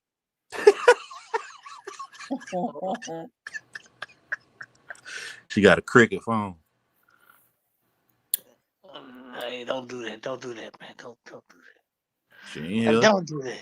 She ain't here to cuss me out. She'll be back up. She probably turn her phone off and turn it back on. But now I think I speaking of God in her, yeah, I brought God in her. I think he gonna lose a lot of bread in it, but other than I think everybody can go Why home. you think he been so quiet? Why he been so quiet? I don't know. Probably been promoting Glorilla. Tam, he making a lot of money off Glorilla. He ain't got to talk. He ain't got to say nothing. But is he really making enough money? Is he really though? Because I'm gonna tell you, he putting out a lot of money on Glorilla to promote her too. How? Like they have to pay for like billboards, and we know now they pay for awards and stuff like that. They pay to make them seem like they're hot. And so it's trying to say I like Glorilla's song, Let Them Cook. she's selling records. Jamming that song, Let Them Cook. I be jamming that. Let Them Cook. Man, God ain't finna pay his low bit. So you thinking they pay? So you don't think Glorilla hot as an artist, or you think that they paying their way for this? I'm thinking they paying a lot of promotion to put her in places. To the saying, fake it till you make it. The bigger you make an artist look like they are, the more people gravitate to them. That ain't really how the game is right now, though, Tam. How's the game then? You don't have to sell. You're not selling physical CDs no more. This is the streaming era. All you got to do is put it in place. That's why the most of the money is dried up in the industry. Yep. That's why niggas have to go on tours till they damn near 80 years old. The money is dried. Cause ain't no more physical copies being sold. Nigga be 70 years old still going on tour just to make some money. So he don't have to rap right now because she rapping. Right. When her run dry up, she'll either put out another project or he'll put out another artist. He ain't gotta do nothing. Ain't no money in the game no more. No, it ain't no money in the game. You hear a lot of rappers say that too. It really ain't no money in the game. Yeah, but they talking about from a standpoint of moving units. It's money when you go on tour. When you do a show, these niggas I ain't never heard of before is making 5 figures for a show. Mm-hmm. People saying they can't understand how Boosie charging what he charged. Boosie know how to put on the show, y'all. I like Boosie music. I gotta But be honest with that. Boosie got a core fan base too. Yeah, he do. Boosie got 100,000 people that will support him regardless because they love his music.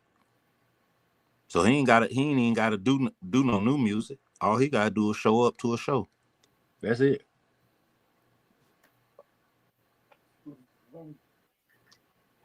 Well, he be rocking the house because when they be going live when he doing concerts, he be packing them out. He got classic records. Mm-hmm.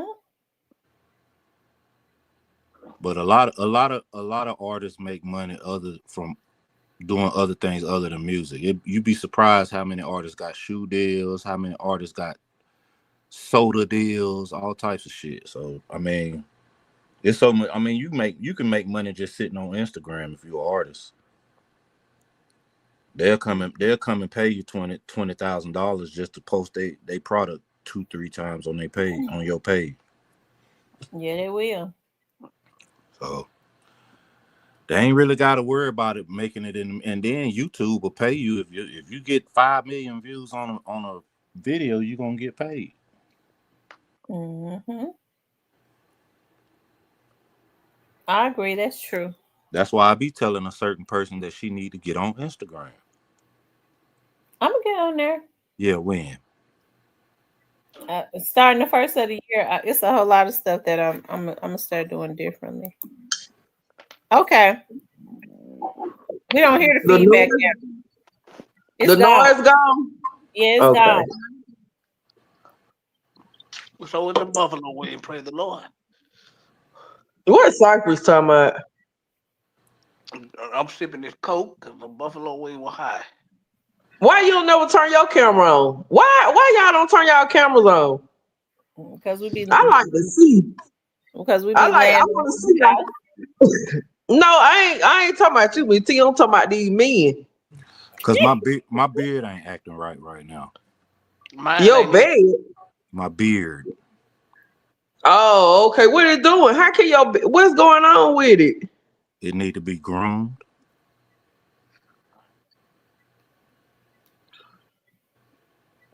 I need to edge it up, get it right. Oh, okay.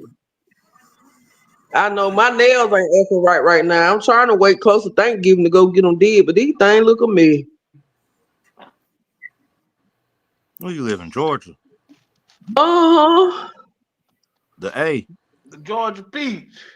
No, she definitely Decatur. Definitely. I don't stand no damn Decatur not doing. Why I gotta be from Decatur? She definitely is on 6. East Atlanta. Definitely East Atlanta. Georgia. Where you from? Who, me? Mm-hmm. Where you in Georgia? No, I'm from the Wisher Nigga Woods. You know where that's at? Memphis, cause y'all Wisher Nigga Woods. No, I'm in Charlotte. I'm in Charlotte. And who? Charlotte. Oh, you in Charlotte. Oh, okay. I'm about to move to South Haven though. Oh yeah. Huh? You heard me. I'm about to move to South Haven. Why you moving to? Oh, you talking about? Well, who said South Haven? Let's talk about it. I don't know what you're talking about. I just heard about it. I heard it's nice. I heard it's Miss T, you say Miss T, that's Memphis, ain't it? No, that's Mississippi. It's basically Memphis. It really is basically Memphis. Miss T, he's trying to get closer to you. That man is in love with you. Do you and Mr. Parker talk? So they done hit True Aquarius. No, T. Don't cut it off. Go ahead and ask the question, D. Ask. Wait a minute, they said somebody is hacking. They hiding folks. I think her thing is hacked because they just hit another person like they did you. They hacking. That's crazy. Oh man. Me too. You got some serious haters. TT, you said this what happened last time. That's why you switched to the phone. They is not gonna let you live. Diane said she did that by accident. That was her. I was gonna say they're not hid. The person ain't blocked. The person not blocked. Oh, I'm scared of the chat over here. I gotta come up on the panel. Y'all must already unhid them because it's saying that the person is not blocked. Oh. Well, that was a good try, T. Go ahead and ask your question, D. Girl, go ahead. Do y'all talk on the outside of here, Miss T? Ask T. Yeah, ask T. Don't ask me. Ask T. Yeah. Oh yeah, this is getting good. I gotta get my Miss T popcorn got real ready. quiet, then. Now what y'all Miss say? T, Go ahead. let me find out. What happened? What he say? She asked you a question, Tamara. I don't know. I asked him, did y'all talk on the outside of YouTube? I gotta get my popcorn ready. I got my Coca-Cola. Let me go get my popcorn ready. Now, cause it's about to get good. No. Let's go. Oh, what's going on with the Parker? D, ask her why we don't talk Let outside. me find out you about to be Miss Parker.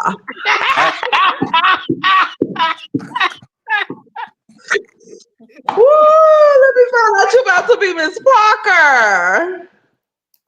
Ask her why we don't talk outside of YouTube, D. Why? Miss T, why you Mr. Parker, you want Miss T so bad you can taste, ain't it? Facts. Oh yeah, he cold. He cold. I mean, that's what a real man, that's what they do. If they want some shit, you gonna shoot your shot. Everybody grown, ain't nobody got time to be playing. No time. I'm about to be 52 years old. Baby, a clown mouth don't get fed. That's what you gotta know. A closed mouth don't get fed. You hear don't. that, TT? TT, you hear that, TT? Lord hammer. Yeah, Chrissy. I'm over here shopping for a sweater dress. Chrissy, you hear that? Oh my! Yeah, oh my! Do you like those true religion sweater dresses with the shoulders, the shoulders coming down? Oh yeah, they get you cold. Hey, I love sweater dresses all together. Yeah, I like them true religion sweater dresses. That's what I'm shopping. I'm trying to decide on if I want to get. They got the logo ones with true religion all of them. I'm trying to decide if I want to get the red or the black. Mr. Parker ain't talking about true. Mr. Parker ain't talking about true religion over here. Hey, Cypress, don't nobody wear true religion no more. That's a lie. Coming back in style for women. That's a lie. Let me tell you some clothes don't step, baby. One thing about it, you can wear anything. Go if you know how to put it on, you can. I don't care who wear it. That's right. If I want to wear it, I'm gonna wear it. Don't sound like Mr. Parker. Because I think true religion was like a men's wasn't it like a men's line? Now they've kind of ventured over into. I like their sweater dresses because I've been buying cute boots. Don't sound like he into no religion right now at the moment. Next, Mr. Parker, you wonder why you ain't helping her look for that true religion dress? She ain't helped me get my birthday present. Oh, what was that? She know the jacket I wanted. Oh, what was it? Oh yeah, this gonna get good. I already got it. It's straight. I guess I'm gonna stay a while. I already bought it. What kind was it, Mr. Parker? Leather jacket. Oh, okay. You and your feeling about that jacket, ain't it? I shouldn't have been. I mean, how did you ever tell her that you wanted it? Yeah, of course I did. What happened? She said I ain't get her nothing for her birthday. You know when I found out when her birthday was? When?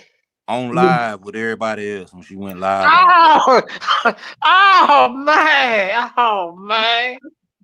Cold, boy. It's a cold game out here. So that means you wouldn't be able to get her no birthday gift if you found out on live with the rest of us, right? There you go, OG. But see, you ain't right then, because if it gotta be like that, because she didn't help you get a jacket for your birthday, I mean, like, you ain't playing fair. What you talking about? My birthday ain't even until next Thursday. So she knew, and she knew last month. Your birthday on Thanksgiving. This year, yeah. Yep. The 28th. Michelle said, "Life, sure life," and in here tea tonight. I tell you, Yeah. Diane said, "There's always time to make up for what." That's right, Mr. Parker. It's always time. I mean, you've had months, but you still then. I don't know where to find no guitar pocketbook. I already bought it. I bought it the same day I said I wanted it. Hey, know what bosses do. She bought. I ain't find out about her birthday till we in the live with everybody else. We in the live. She like, yeah, it's my birthday, y'all. What? Wait, what? So, what we talking about? And what did I say? I said I see a guitar purse. I saw it. I thought it was cute. I'm gonna show y'all. And I was like, I'm giving it. It's my birthday. Anybody want to buy me the guitar purse? Anybody. I ain't asked for anybody to buy my jacket. I asked for you to buy it. And I said, Mr. Parker, you want to buy the purse? Because anybody could have mean Fat Boy the Trucker, Kevin. And then I said, you. I missed that. I must have got hacked because I ain't see that or hear that. Hey man, they showed Mr. Parker, or what value can you bring to Miss T? You feel like it? What make you feel like you know, like what value can you bring to her? Cause you tripping about a jacket that you talking about she ain't bought, but you bought it. So like, if I said something about you looking for the dress with her, and you got talking about a jacket for you can't be you. What value do you think you can bring? Well, if you asking me a serious question, what would make you different from the other men? Are you asking me a serious question? Yeah, I'm so for real. If you like her like you say you do, let's talk about it. See, that was wrong. I got you with that one, didn't it? Well, no. See, the thing is that when you having a conversation with somebody, the other person got to talk too. So what you need to do is be quiet. What I need you to do is be quiet. I need you to be quiet so I can answer your question. Can you I'm shutting up. I'm shutting up. I'm listening. I'm ready. I'm all ears. You're not all ears. You definitely all mouth, but I need you to be quiet so I can answer. I do talk a lot, drunk or sober. I do talk a lot.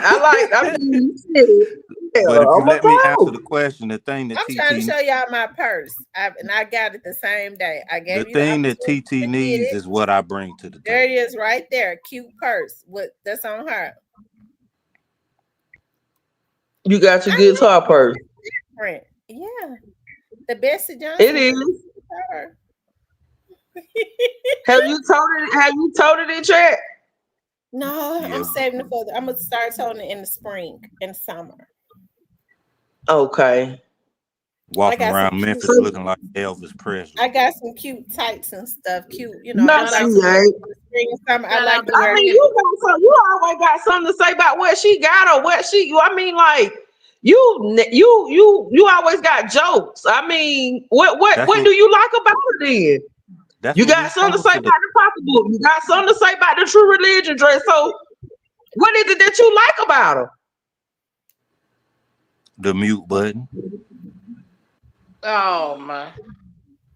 And we about to use it on you, D, aka China baby. Look, I don't shut up. You still ain't answered the damn first question I asked. Because she showed the guitar. What I'm supposed to do? Be rude and cut her off? Well, listen, come on, let's talk about it. I'm shutting up. I'm shutting up. I know exactly what TT needs. All right.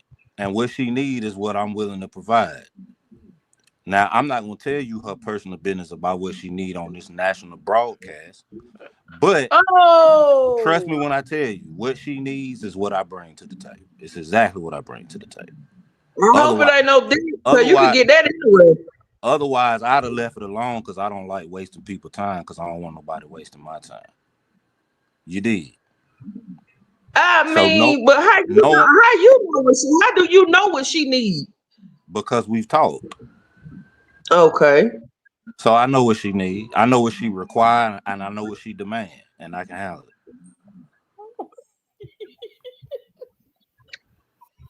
Okay, Miss T. What you And got to say about hold up. And it ain't got nothing to do with no dick, cause she can get that anywhere. exactly? Now Cause good see, that's dick. what Now good dick, on the other hand. Okay, I'ma stop. you Go ahead. ain't even took. You ain't took on no date. You ain't even took on no date. You ain't did nothing for her to even give you no kitty. So I mean, of course, I hope it's not that. Well, she's 40 plus. I wouldn't want her to give me none without some type of appreciation shown on my end first. Like, of course, I'm gonna take her out on a date. Ain't gonna take her out on a date after.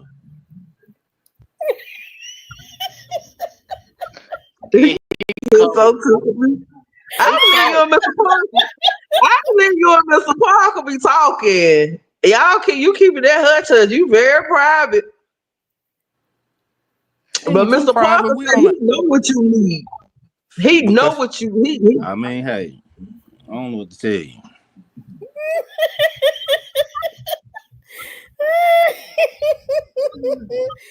Anyways, what was we talking about? We was talking about, is hip hop destroying the black community, or is it bad parenting? She is over there blushing and embarrassed by D. Look what you did, D.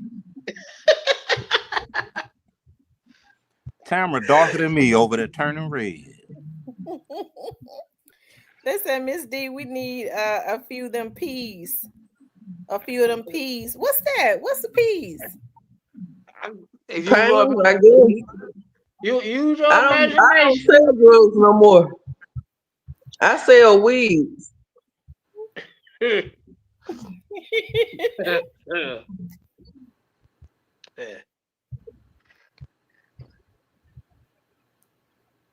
Cypress, what's up with you and old girl? Tamara's best friend. Who?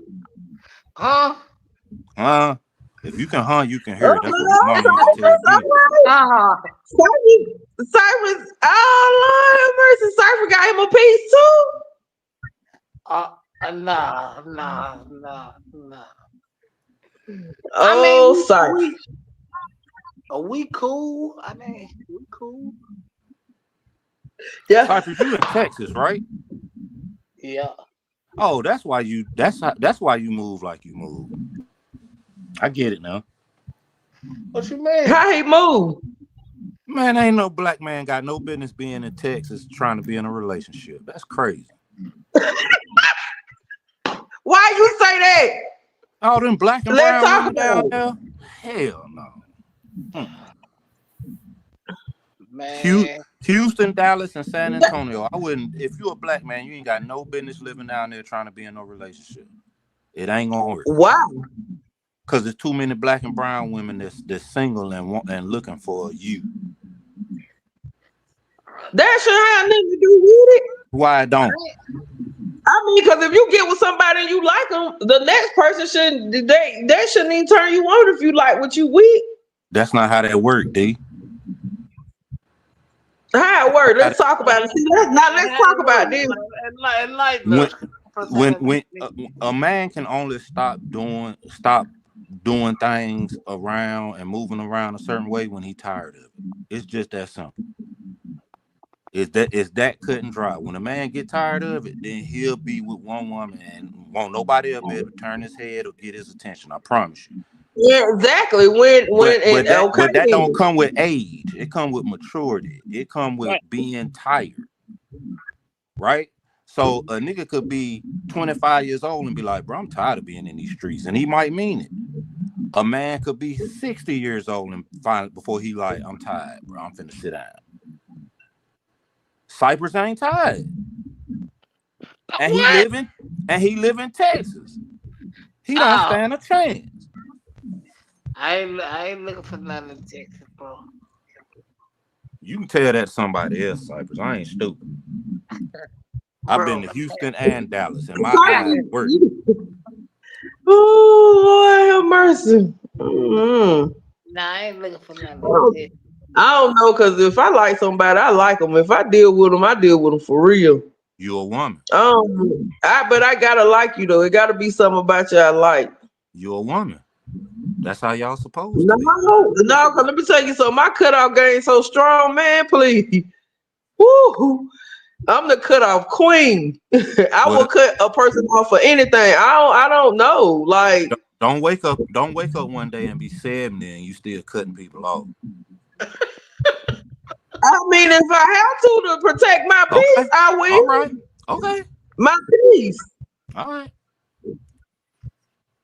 The animal shelter animal shelter got plenty of free cats. You right, the animal shelter. They got plenty of free cats because you gonna need to have a house full of cats if you think you're gonna be 70 and ain't got no man. You need to. I might be 70 with no man.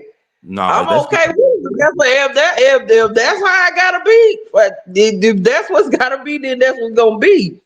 I don't know. Hell, I'm just gonna turn 40 January the 7th, so hell, that's 30 more years from now. Okay, but I'm just saying the way your cutoff game set up, 70 gonna be tomorrow. You keep on messing around cutting everybody off just because they forgot to call you at 8:03. Do you know what crazy? My God sister tell me that all the time. She be like, "Girl, you probably done had the best man ever, but you cut him off." Cut him off. That's crazy. You said that. She tell me that all the time. She was like, "You'll cut a person off for anything." I don't know. I just do. Like, I just don't go for that string. If that makes any sense. I don't like drama. I ain't going for that shit because I wish I would argue with a woman about a damn man, girl. I went like I wish I would. Like, girl, bye. Like, I'm not. I'm not. Like I said, anything gonna cost me my peace, I'm gone. You ain't never met a man worth fighting for? No. That's a problem. That is a problem. That's a problem. I'm trying to think. No, I ain't never know. Other races of women will fight for their men. I ain't fighting for it. Look. Not necessarily. No, they won't. Not unless the man got something to give them. What's that? Exactly. I don't want to just out here just fight for no man that ain't. I mean, like, you gotta do something. You gotta be worth fighting for. Okay. All right. Have you ever met a woman worth fighting for? Yeah. I almost killed the nigga in the chat last week. Over fucking the Tam. Talking to Tam like he fucking crazy. What do you mean? And I'll do it again. Oh my God. Yeah, I was ready for that one right there. See, he on you real bad. He on you real bad, man. T. Mr. Parker like you. And he D, check this out. Mr. Parker just be showing out. And D, check this out. I already know that it's something that she won't do that I need done, and I'm still here. Ask her what it is. What is it, Miss T? I don't even know. Ooh, he on you real bad, Miss T. She knows, the whole chat know, because she done told everybody 50 million times she ain't doing it. She ain't doing what? Let me see what they saying to it.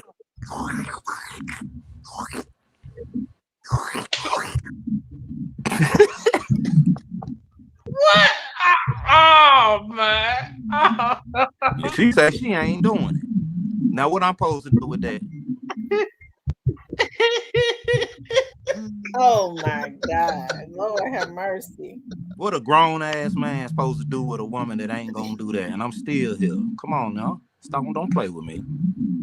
God. You don't do that.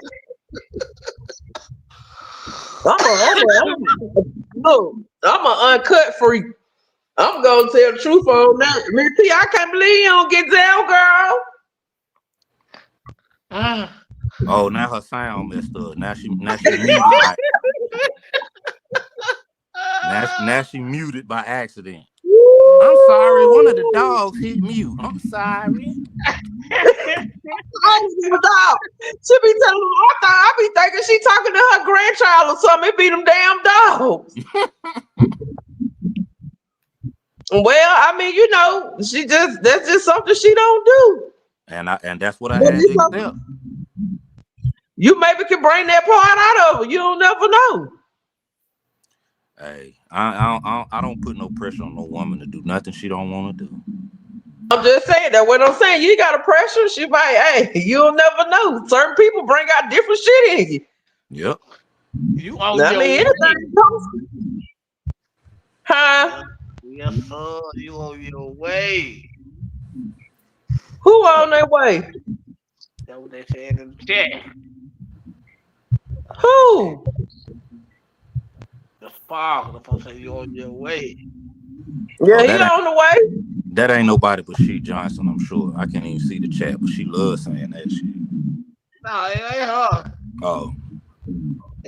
I mean, we out here in these YouTube streets today. And I mean, you telling the truth. I appreciate the fact that you done let Miss T know what's going on and everything. She know you like her and all this good stuff, and everybody else do too, apparently. Oh, it ain't no secret. I ain't never been ashamed of who I am. That part. They don't even understand. A closed mouth don't get. Miss T, do you have any interest in Mr. Parker? Good question. Damn good question. Let's wait on the answer. Ding dong. Ding. She rather not. So you plead the fifth? Like somebody cut out the Wheel of Fortune time, man. Let go. Crank it up, y'all. Get the Wheel of Fortune. I don't know, because I'm starting to think y'all talk outside of YouTube. Y'all got me totally. Oh my God. Anyway, what was the subject? What was we talking about? Well, it might well be open discussion. You know what? Seems like they flipped the subject for the night. Maybe you can try again tomorrow. And this is right up Mr. Parker's alley. I'm glad you showed up, Mr. Parker. I mean, he want to know whether he done told you how he feel. He want to know how you feel, but you won't say nothing.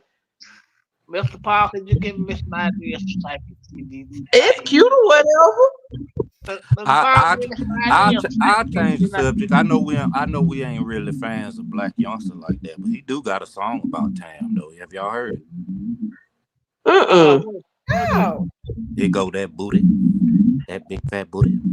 That booty.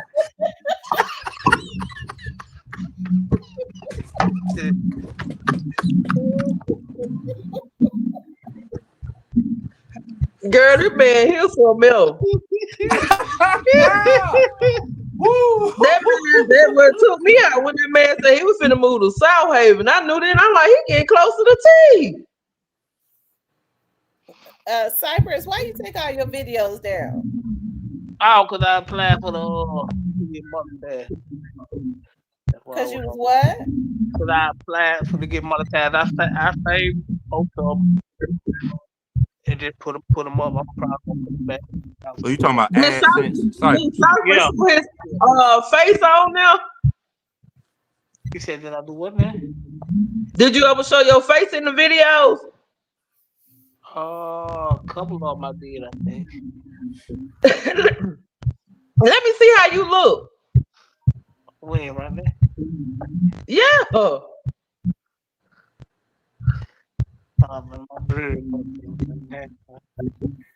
What?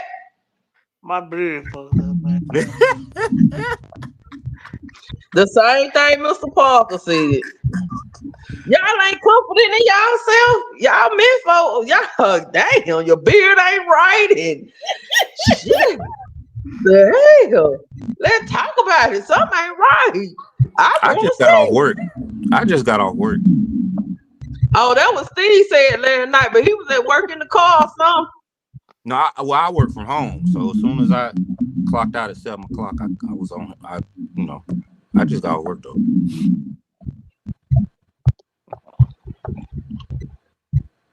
But we don't see Tam. Only time we see Tam is the summertime when she want to show off them village feeders on national TV. Whatever. She makes sure that camera right low enough where you can see them 42 triple C's. I do not. The camera, listen, the camera be, that's just how I be leaned over when I'm, Yeah, you tilted over because of them giant. Never mind. I don't be tilted over to whatever. Anyway, y'all, listen. Is hip hop destroying? So, do you all think that insurance money is been that they purposely have these guys going at each other so that they can get the insurance money out? It ain't purposely, but they don't stop them from doing it because it's gonna sell records. And if something happened to the young nigga in the street, then so be it. We're gonna get paid regardless. Either way, we're gonna get paid from the record sales and the streams. And then if somebody should, off buddy, we're gonna get paid from that too. And then we're just gonna find us another youngin from the projects and put him on. It's a cold game, but that's what it is. But if you was a record executive, if you owned a record label, you do the same thing. If you know these boys gonna get on there and talk about murders that their crew committed and that they committed, you would do the same thing. You would protect your investment with an insurance policy. It starts at home. And this ain't no disrespect to no single mothers because everybody ain't the same. And so when I talk about something, I'm not talking from a standpoint of something being a monolith. Everything and everybody ain't the same. Everybody different. But when you got a 12, 13-year-old boy who is taller than his mama, ain't never seen his daddy, he ain't scared of his mama when she been spoiling him from the time he was born. He ain't scared of his mama. But there's 16, 17, 18, 20-year-old kids outside that's already lost that he look up to because he didn't have a father or he didn't have any uncles to look up to and guide him in the right direction. I feel like a woman can do her part to raise a son, but she needs a father figure, preferably his father, to take on the bulk of the responsibilities when it comes to raising a young boy to be a man. And a lot of what you see in the streets is boys without fathers. Yeah, that's true. And believe it or not, they search for that. They want that father figure. That's why they be up under these OGs so much, looking for their approval, especially if they think they've obtained some type of success. Exactly right. Now the issue is, how can we convince these young boys that the ones that they see outside ain't the ones to look up to? It's the other ones. Because see, these 12, 13, 14-year-old boys ain't approachable. They ain't approachable. Like I can't just randomly approach a 14-year-old boy in the middle of the mall and try to have a conversation with him. Because if he already got 1 foot off the porch, he ain't listening to me. I don't look like the people that he see in his neighborhood. I don't talk and act like the people that he see in his neighborhood. I can, because I've been there. So how do we convince these young boys that, hey, find you a mentor? You ain't got to wait for somebody to come save you or somebody to come tell you how to do something. You go find it. It could be that maintenance man in your apartment complex. He might be the right person to talk to. But you see a maintenance man in a blue collar and think he ain't getting no money, so what's the point of me talking to him? That's because that's what they've been taught. You see what I'm saying? It's unfortunate that people only respect people based on, people don't respect people anymore, because it's really you give respect to anybody, especially if it's and they reciprocate that. But folks don't respect people unless they feel like um they've obtained some type of success. They really respect positions. They don't respect humans anymore. So if you don't have a high paying position or whatever, people feel like I don't need them, so I'm not gonna respect them. I really think that's where everything has gone wrong. People just don't respect human beings anymore, because I'm gonna tell you something. That janitor might, like you said, might be the person, as a matter of fact, probably has a lot more humility and has a wealth of wisdom and knowledge. Right. Exactly. But you know another thing too. If I was 5 houses down from my grandma's house and I got into some shit and somebody saw it, I'd take 4 ass whoopings before I get to my grandma's house. And then I get an ass whooping for my grandmama and my granddaddy. Nowadays, you can't even discipline somebody as child. It takes a village to raise a child. That's not a cliche. That's an actual fact. But the village done fell apart because don't nobody want nobody talking to their children or disciplining their children. I agree. So now when a little boy down the street fucking around, ain't nobody gonna say nothing to him. And guess what? When he get home, his mama just not getting to her second job. So he ain't got no consequences. So now when the older fool standing outside tell him, hey, look, I need you to take this down the street to Boogie House.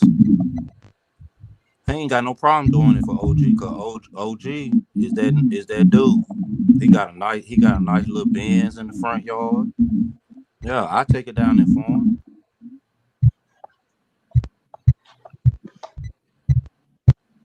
And then next thing you know, Boogie done stole from OG, and OG needs this young boy to handle that business. I need you to handle this business for me, bro.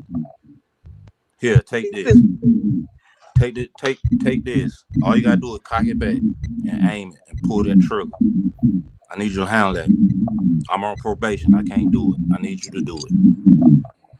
You my little nigga, right? You my young nigga, right?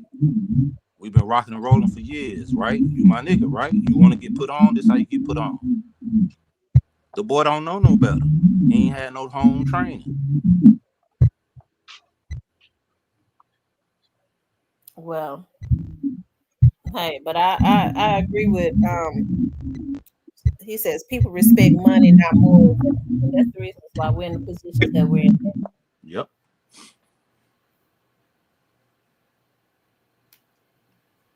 And then you get people in office. You get people running for offices, for local offices that you known them since they was little, and they been solid. They stand up. As soon as they get in the office, they turn corrupt. They got sexual assault allegations. They've been skimming money out the fund, all types of shit. It's a cold world we living in. It just is what it is.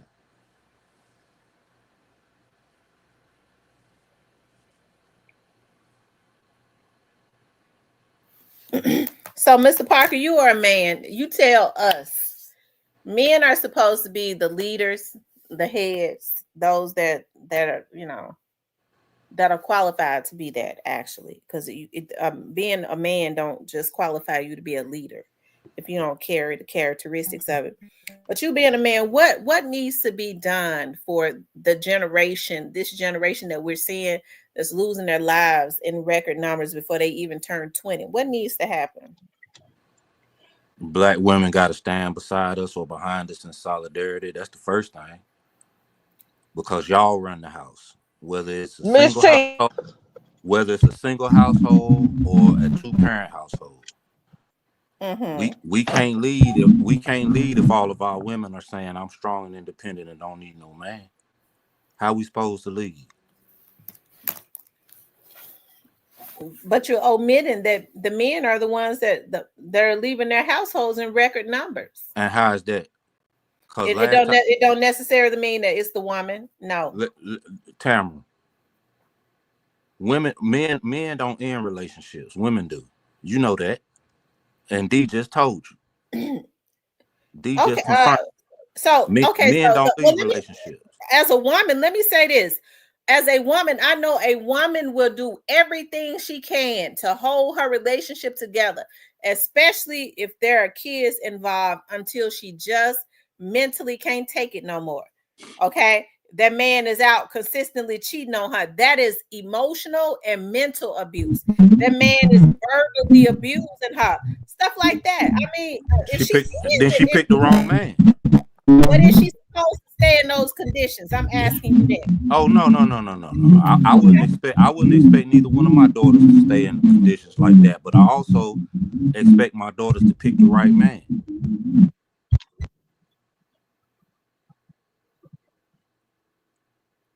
But how you know? Because the truth of the matter is, men are leaving their households and their families in record numbers. So when you say leaving their households, are you saying that they say, I'm going to get bread, I'll be right back, and just not coming back? Absolutely. Stop it.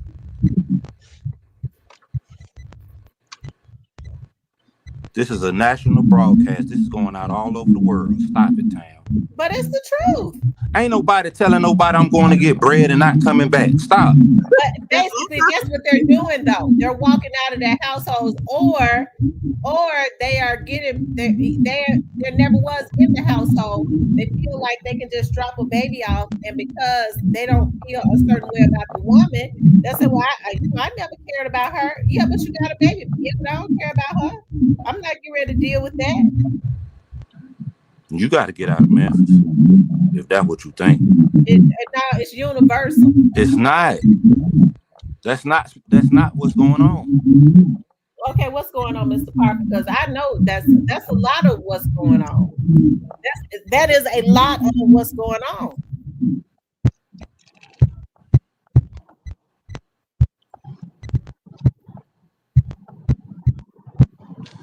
If a woman is doing what she knows will keep her man happy, her man ain't going nowhere. A lot of women are bending over backwards. A lot of women ain't. I know you talk to women all the time. Do you what talk about to men? those women that are? Then they pick the wrong man, and that's unfortunate, but it happens. But see, you have excuses. See, what excuse am I making? You're consistently trying to put it back that it is whatever the man does. It is the woman's fault. If he walk out, it's the woman's fault. If he mistreat her, it's the woman's fault. If he does this, it's the woman's fault. You're not putting anything into the atmosphere so that these men can take responsibility for their bad behavior. First of all, I didn't say if a man cheats on a woman, it's the woman's fault. I didn't say that. What I'm telling you is that women have to practice better discernment. You can't be a woman, 22, 23 years old, and want to date a dude that's 24, 25 that's already got 2-3 kids. What kind of sense that make? The same way we was talking earlier about a man dating a woman with 3 kids. Mm-hmm. So if you date a man that's already got 2 kids, and the first thing you need to do is be peeping the scene. Okay, why is it that anytime I call him, he's always available to come over? Weekdays and weekends. Like, I don't understand. How is that possible? And he got 2 kids. So you're not taking care of your kids. You're not spending time with your kids. So I'm going to lay down and have a baby with you, thinking that I'm going to change you? That's what I'm talking about when I say they picked the wrong men. Okay, I can understand that. Right? And I'm not saying that. Now, okay. Now, as far as a man cheating on a woman, constantly cheating on a woman, a man only going to do what a woman allow him to do. So I don't blame a woman for leaving the dude if he cheat one time. And I ain't even talking about cheat as in sex. It could be, I caught you talking to some chick inappropriately. because you in a relationship with me. Hey, if you want to leave, I get it. But leave before you get pregnant. Leave before you have a baby with them. Right, I agree. Well, let me ask you something, because we've been on here almost 3 hours. In this situation, that because we talk about the young dog situation all the time, we see that a straight drop is young enough to be your son, my son. He's young. Right. What would make a young man? Because you've been a young man, 23. He was 23 years old at the time. What would make a young man want to go and do something like that? Because he knew better. Why? What would make somebody just make a decision to go, a young man make a decision to go do that? He What didn't went see, wrong? he didn't see another choice for him, another option for him outside of rap. And he had one of the bigger black owned record labels around offering him a deal for him to go commit this act. And he didn't have a plan B or a plan C. And there's a lot of boys in the hood that don't see another way out other than rapping or sports. They don't see another way out. That's cut and dry to me. He did it for the record deal. Do you? Allegedly he let Quit, who was supposed to be his manager, if I'm not mistaken, talk him into doing all of this for a deal. Mm-hmm.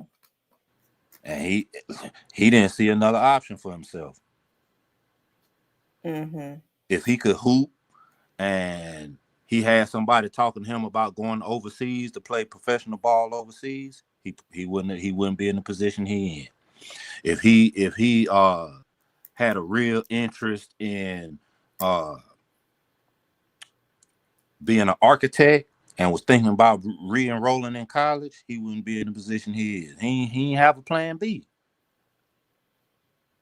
Now, I don't know the boy personal situation, but I'm almost positive he ain't got no data around. Right. Miss T, you feel bad for him, don't you? She do, I do.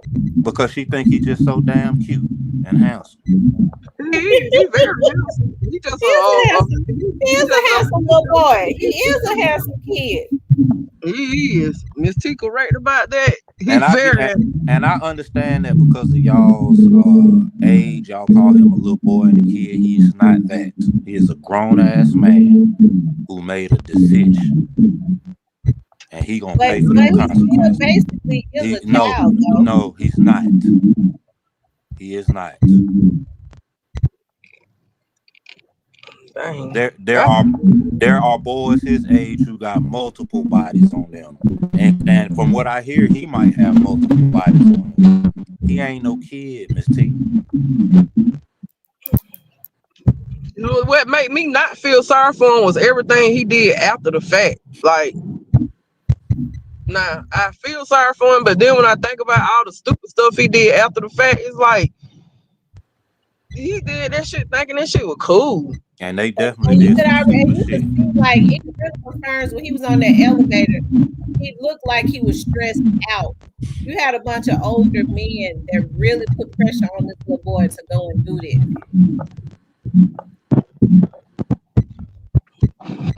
He had a choice though. He didn't have to do that. I would have told him to find somebody else to do it. Yep. That's all he had to say. But he all he saw was that record deal. I'm gonna be able to take care of my daughter forever with this money from this record deal. I'm gonna be famous. I'm gonna have all types of women, money, jewelry. Shit. All I gotta do is do this little job. If I don't do it, what I'm gonna do? Ain't nobody checking for me like that. What I'm gonna do if I don't do this? Now it is. He ain't never finna be able to see his daughter again. And he And had a now, look. now somebody else some other nigga finna be raising his daughter. Already is. A heavy camp guy. See, that's crazy.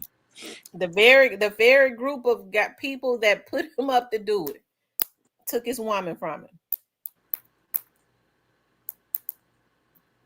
Word on the street is. I'm sure it's true.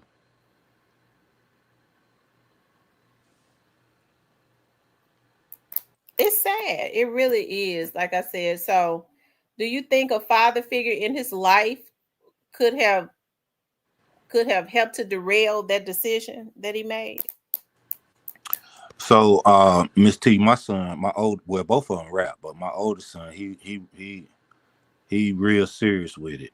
Um, he moved to where his mama live at in Virginia Beach, and he had a crew of little niggas or whatever, but they was on some real weird shit. He said like they was messing with underage girls and stuff. So he told them niggas about them, you know what I mean, and stay away from me and all this and that. So where it got out, like they was hot with him. So he went and talked about it in a song, and word got back to him, they were gonna kill him. Right? My son stay strapped, but you know what he did? He moved to Richmond. Why I'm gonna put myself in a situation where I either gotta kill this nigga or this nigga gonna kill me? He moved to Richmond, and then he moved down here, back down here, and got him a job. That's because I taught him well. It ain't about no reputation. It ain't about how you can survive in the streets. The streets ain't got no love for you. You just so happen to be in the streets. But they ain't got no love for you, so be smart. It's 3 guns to 1. Why you gonna stay around for that? I ain't had to tell him shit though. I found all this out after the fact.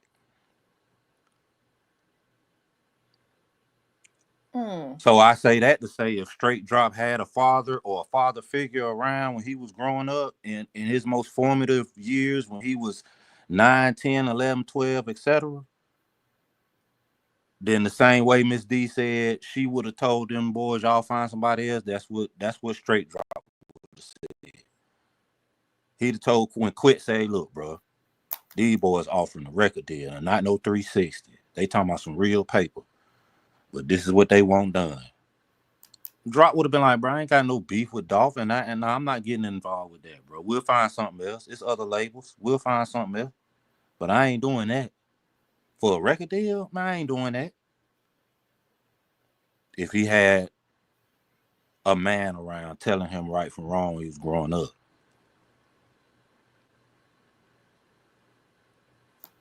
Yeah. I mean, ain't none of these boys had no men around. Look at Dirk. Dirk's dad was locked up till he was grown and already in the music business. It's too late. Dirk been taking care of his block since he was 16, 17 years old. By the time Big Dirk get home, Dirk already a millionaire. He already so his daddy can't tell him nothing. He wasn't around to tell him something in his formative years when he needed to be told something. And now look where he at. He gave a credit card to a nigga that hired the assassins and paid for the rental cars and that on the fucking business card. Is what he did. Come on, man. You can tell when these niggas ain't got no men around. And whether or not the men is around, what I know from being raised in the house with my mama, my daddy was around. Like I saw my daddy all the time, stayed with him all the time. So I got what I needed from my daddy. But my mama worked 2 jobs. So a lot of times I was able to get away with some shit because my mama wasn't around. Now, if you living in the house with your mama or your old grandmama, your senior citizen grandmama, and they ain't never around or don't know how to read signs or don't know what a gang sign look like, and your daddy ain't nowhere around or your daddy in prison doing baseball numbers, then yeah, you can get away with some shit. And you gonna probably get steered in the wrong direction if you ain't got nobody that you respect to tell you, hey, bro, don't do that shit.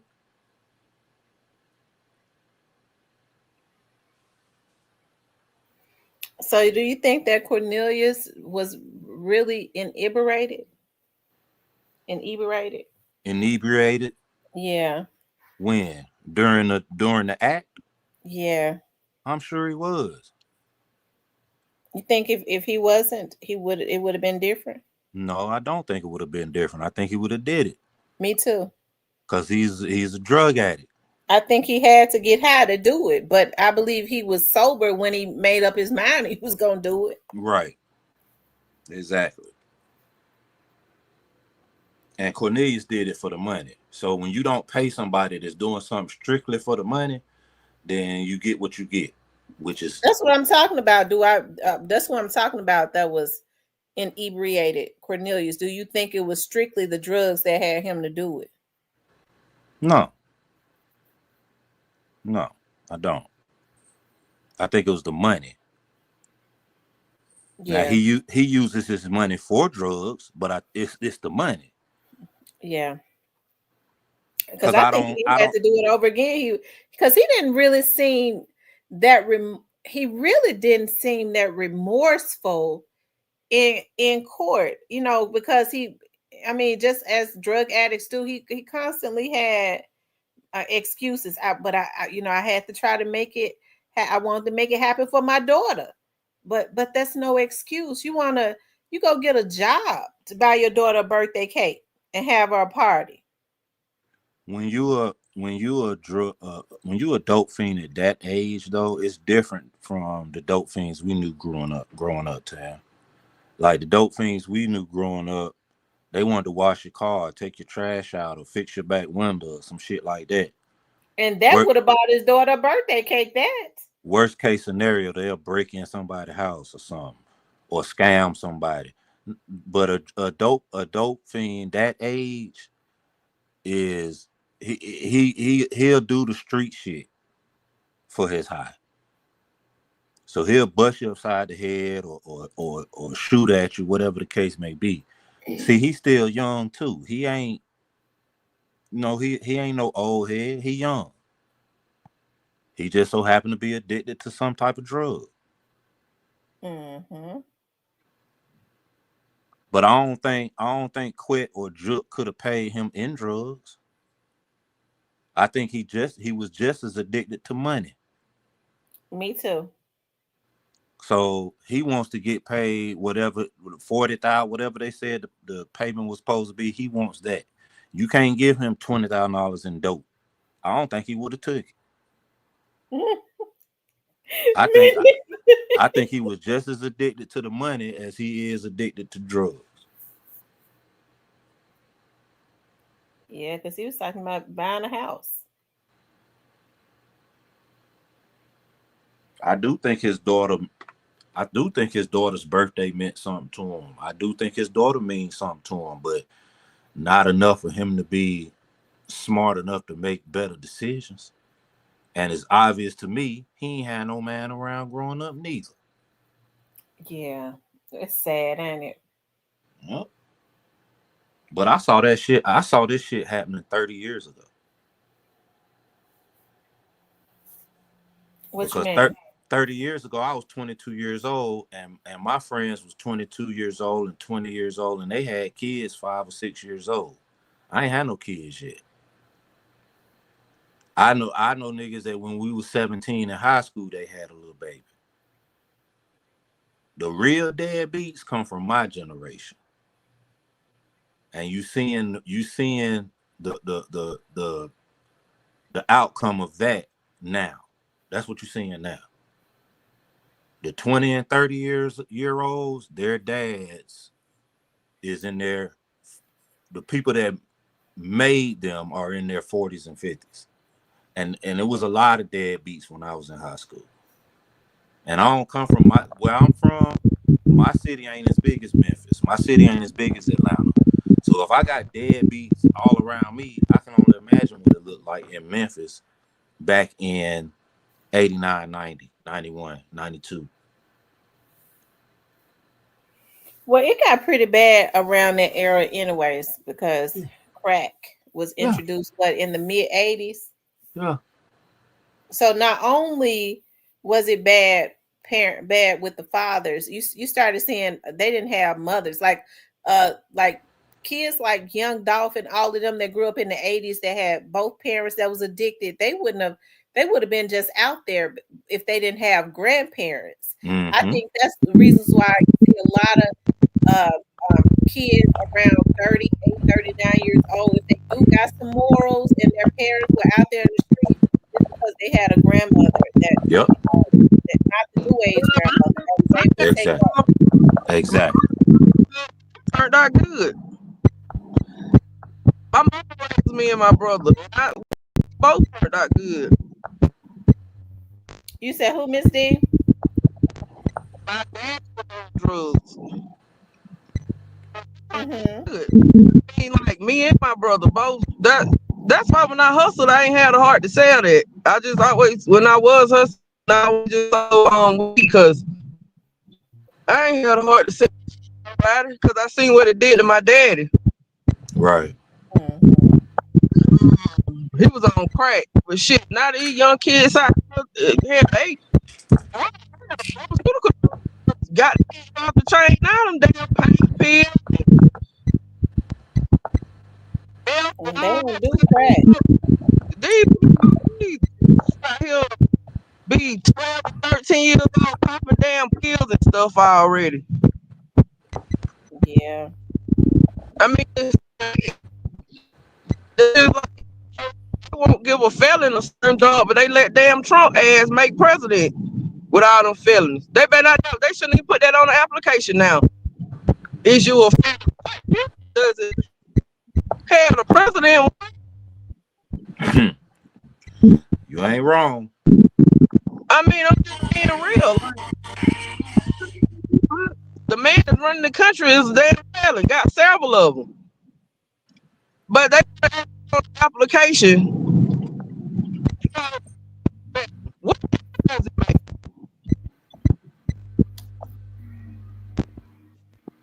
And then a lot of people that have been in trouble, that's why they end back up in the street because they can't get another job or nothing.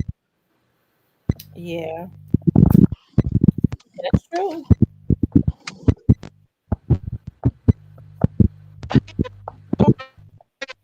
Damn, $200-$300. I mean, you ain't like you make with somebody. You can't have your own way making that little money.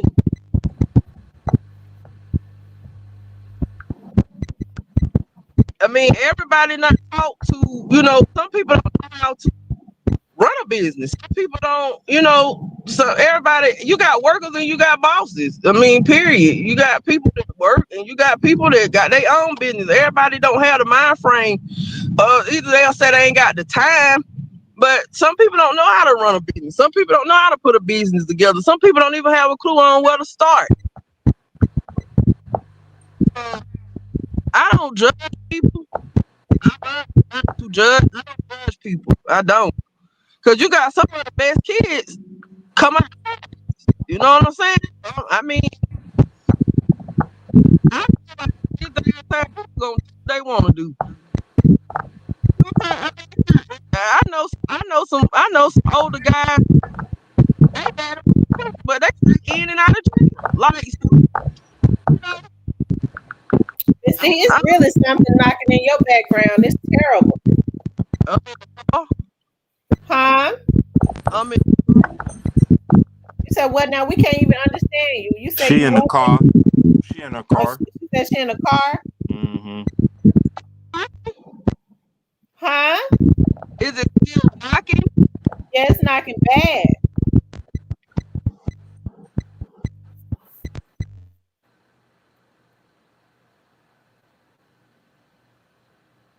Okay, it stopped now. That's because she on mute. Oh, okay. TT, I gotta go. I got a lot to do before I get ready for tomorrow.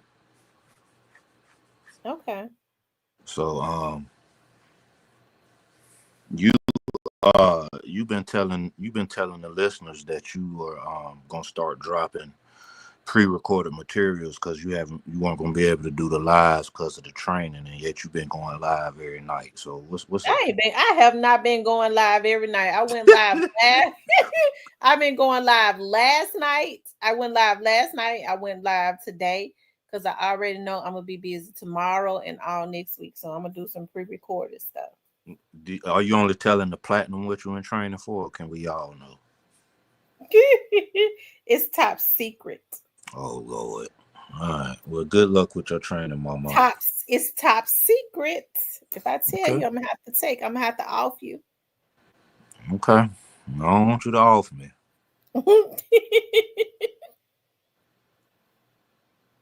But yeah, I gotta drop an episode tomorrow for YouTube, so I need to get right. Okay, what you dropping? I don't know yet. I think I'm gonna do something on some half zip sweaters. I had a couple of listeners asking me about it. So you still doing your polo thing? Yep, it ain't gonna stop. So you an ambassador for polo? Do they give you free clothes? They don't give me free shit. They don't give me free nothing. Well, they Listen, need that some. that's that's one of the biggest fashion houses in the world. They're gonna allow me to do what I do without paying me until they can't do that no more. So I'm putting everything in position to where they have to acknowledge me and then pay me for my services. But until then, you know, I'll be the little OnlyFans hoe for them.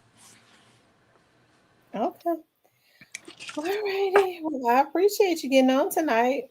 It was a pleasure as always. All right. All right, Talk to you later. bye. All right, you guys. Let's see. I've been sitting here. Y'all know I've been sitting here shopping. Y'all, they doing Macy's is doing a 1 day sale. Ladies, they're Nike leggings.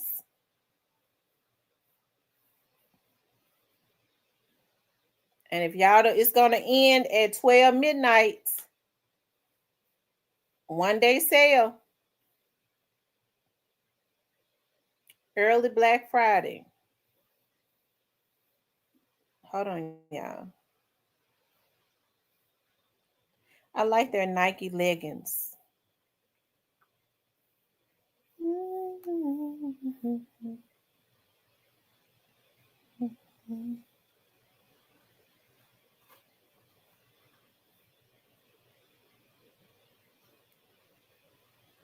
Okay, I got all my stuff in the hold on, let me put that up in there. Woo! I love that blue. Yes, indeed. I got all my stuff in the basket now. Anyways, you guys, I enjoy. Listen, I had said I was gonna only be on for an hour, but we always get on and be on for more than 1 hour. So been on here almost 3 hours. I appreciate you all tuning in as always. Y'all know once we get on here and start talking, we start talking about a plethora of things. I stopped doing what I was supposed to do, what I was doing earlier, which was I was cleaning, I was shampooing the carpet. I mean, the if I shampoos the carpet every other day though, or at least twice a week. And no, my dogs don't be walking around peeing on my carpet, child, because my dogs wear Pampers. I buy them doggy Pampers. Not only do they have doggy Pampers, but they have doggy pads. And they rarely use the restroom on their doggy pads because they uses the restroom out in the yard. Okay. So that she got all them dogs that when they walking around this house, they have on a pamper. And I was thinking about that. I was like, dog, I spent so much money on Pampers, on pads, on food, on toys, on doctors' visits. I was looking at y'all. Listen, I was looking at my puppet, looking at Remy today. Y'all, her little thing. I noticed.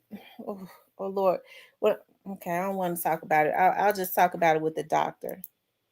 Because y'all know how I am. Any little thing gross me out. And I guess this is what dogs look. I be running and taking them to the doctor. That's the reason why the doctor bills and stuff be so high now. But I kind of Googled it and it says that happens. Like a female puppy, a female dog, her little thing will be popped out. Does anybody know anything about puppies? I Googled that. Her little private part out. Is that normal? Her little private part is hanging out. It's out. I googled it because see, I'll take her to the vet.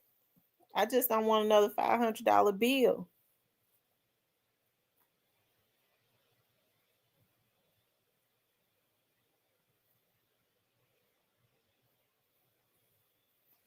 Anybody in here that's y'all tell me was oh she in heat. That's what it is. When her little thing is out. But child, I done had she can go on because I'm so happy. I done had the boys. The boys been neutered. So I mean, I ain't want her around here messing around with her sons, anyways. You know, because that's just gross to me. And I had to hurry up and get them neutered because one day one of them was laying on me, the one that liked to lay on me all the time. And he just all of a sudden he was laying on me and he just got up and went and got behind his sister. I said, "You look pervert." I was like, I gotta hurry up and get him neutered because you know, for him to be thinking, I'm not gonna have him around here trying to mate with his very own sister. If he try to mate with his sister, he'll try to mate with his mama. So I had to hurry up and get them neutered. So they don't have no. So Remy might be in heat. I'm so glad Riley not here, because Riley would go crazy. Riley would cry. I've never seen a puppy that small. Riley was a toy Yorkie. I'd never seen a Yorkie. He was just like a man. I mean, when he got in heat, he went crazy. Like I would have to put him in the cage and he'll be beating the cage up and then he'll start crying. He would be crying and whining and he was real quiet. But when she was in heat, he wanted to get with her so bad. He would be trying everything. Like if she walked past him, he would lay on his back trying to yeah, I had never seen nothing like it before. Like he was gone crazy. He was. I would have to try to hold him down. I was tired of trying to protect my puppy from him, and I couldn't. He got her one day and locked up with her, and there wasn't nothing I could do about it. I just turned. It's after that he was okay.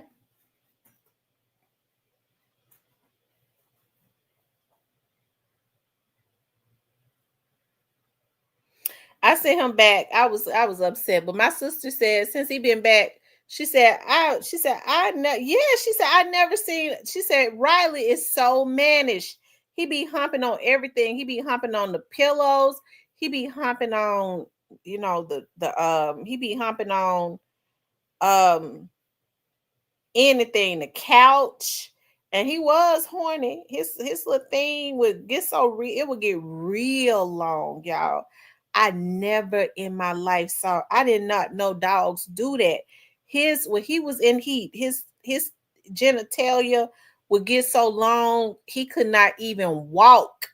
I remember the first time I saw it, I did a double take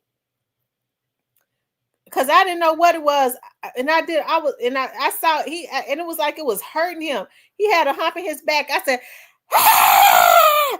It looked like something out of a horror movie. I was like, oh my God, Lord, what is going on? And I was so nervous. I was dropping the phone because I get ready to call 911. I didn't know what was. I thought it was some type of deformity that had happened to the damn dog.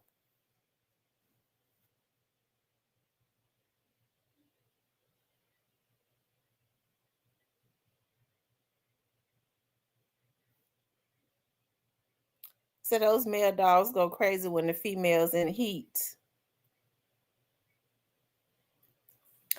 Well, I guess Remy just gonna be in heat then, cause she ain't got nobody. Cause the boys and I made sure I got them neutered.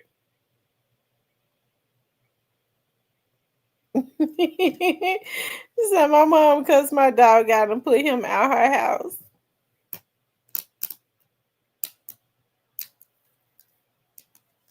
I didn't get Rainbow spaded though, because I was like, maybe one day I might want to let her mate with another Yorkie. I don't know. Maybe I might. But I think Rainbow has started getting in heat because she would start wiggling her tail a whole lot in front of she would start walking around the boys and wiggling her tail. I was like, is she trying to seduce them or something? I don't know. I didn't know because she would go and they would be laying down. They don't know nothing about that. They would be laying down, and then she started wiggling her tail a whole lot. I was like, I never seen Rainbow wiggle her tail like that, like she being fast or something. And she would go and stand in front of them or beside them. I was like, is she trying to seduce them? I gotta hurry up and get them neutered.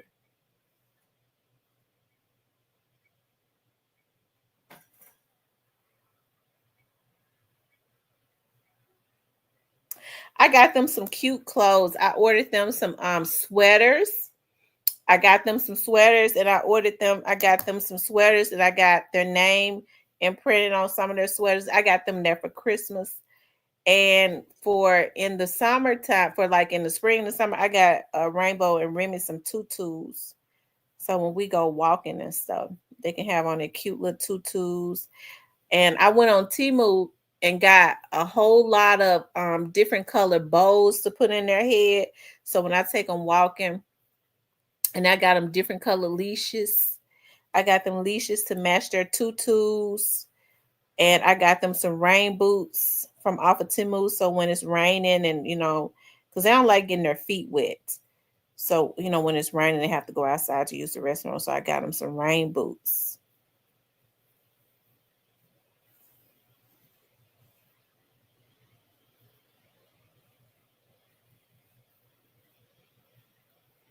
So I guess I'll make sure that my dogs are fixed when I get them. Yeah, it's good to go on and get them fixed because, shoot. Mm-mm. Them male dogs really be in heat. And there's a female around, they cries.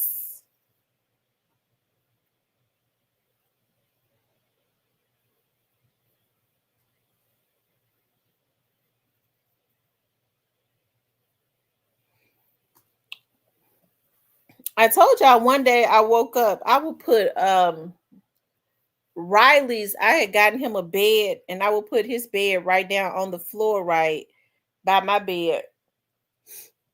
And one morning I woke up, he had jumped in the bed with me. He had behind me. I was like, oh hell no. And he got, I broke him from that. I was like, what would make this dog get behind me and start trying to hump on my butt? How does he know this is sick? Like it was just really weird. I was like, I ain't gonna have no dogs in this house trying to rape me now.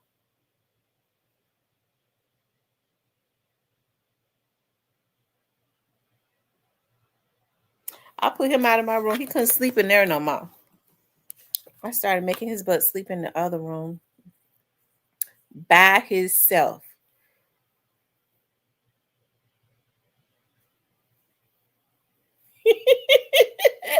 My dogs ain't nasty. My dogs are always smell good, well pedicured, and all of that. And they ain't nasty.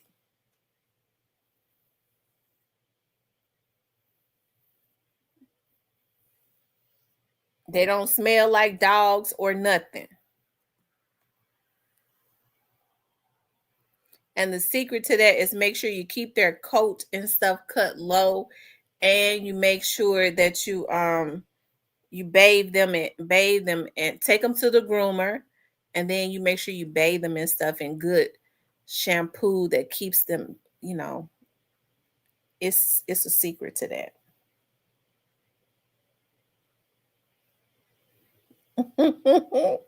Call my dogs nasty. My damn dogs ain't no nasty. They is bad though. Oh Lord. Okay, you guys, I'm getting ready to get off of here because I need to finish doing what I was getting ready to do anyways. It's only 7 o'clock. I gotta take this garbage. I gotta get the garbage from the road. I probably need to do that tomorrow.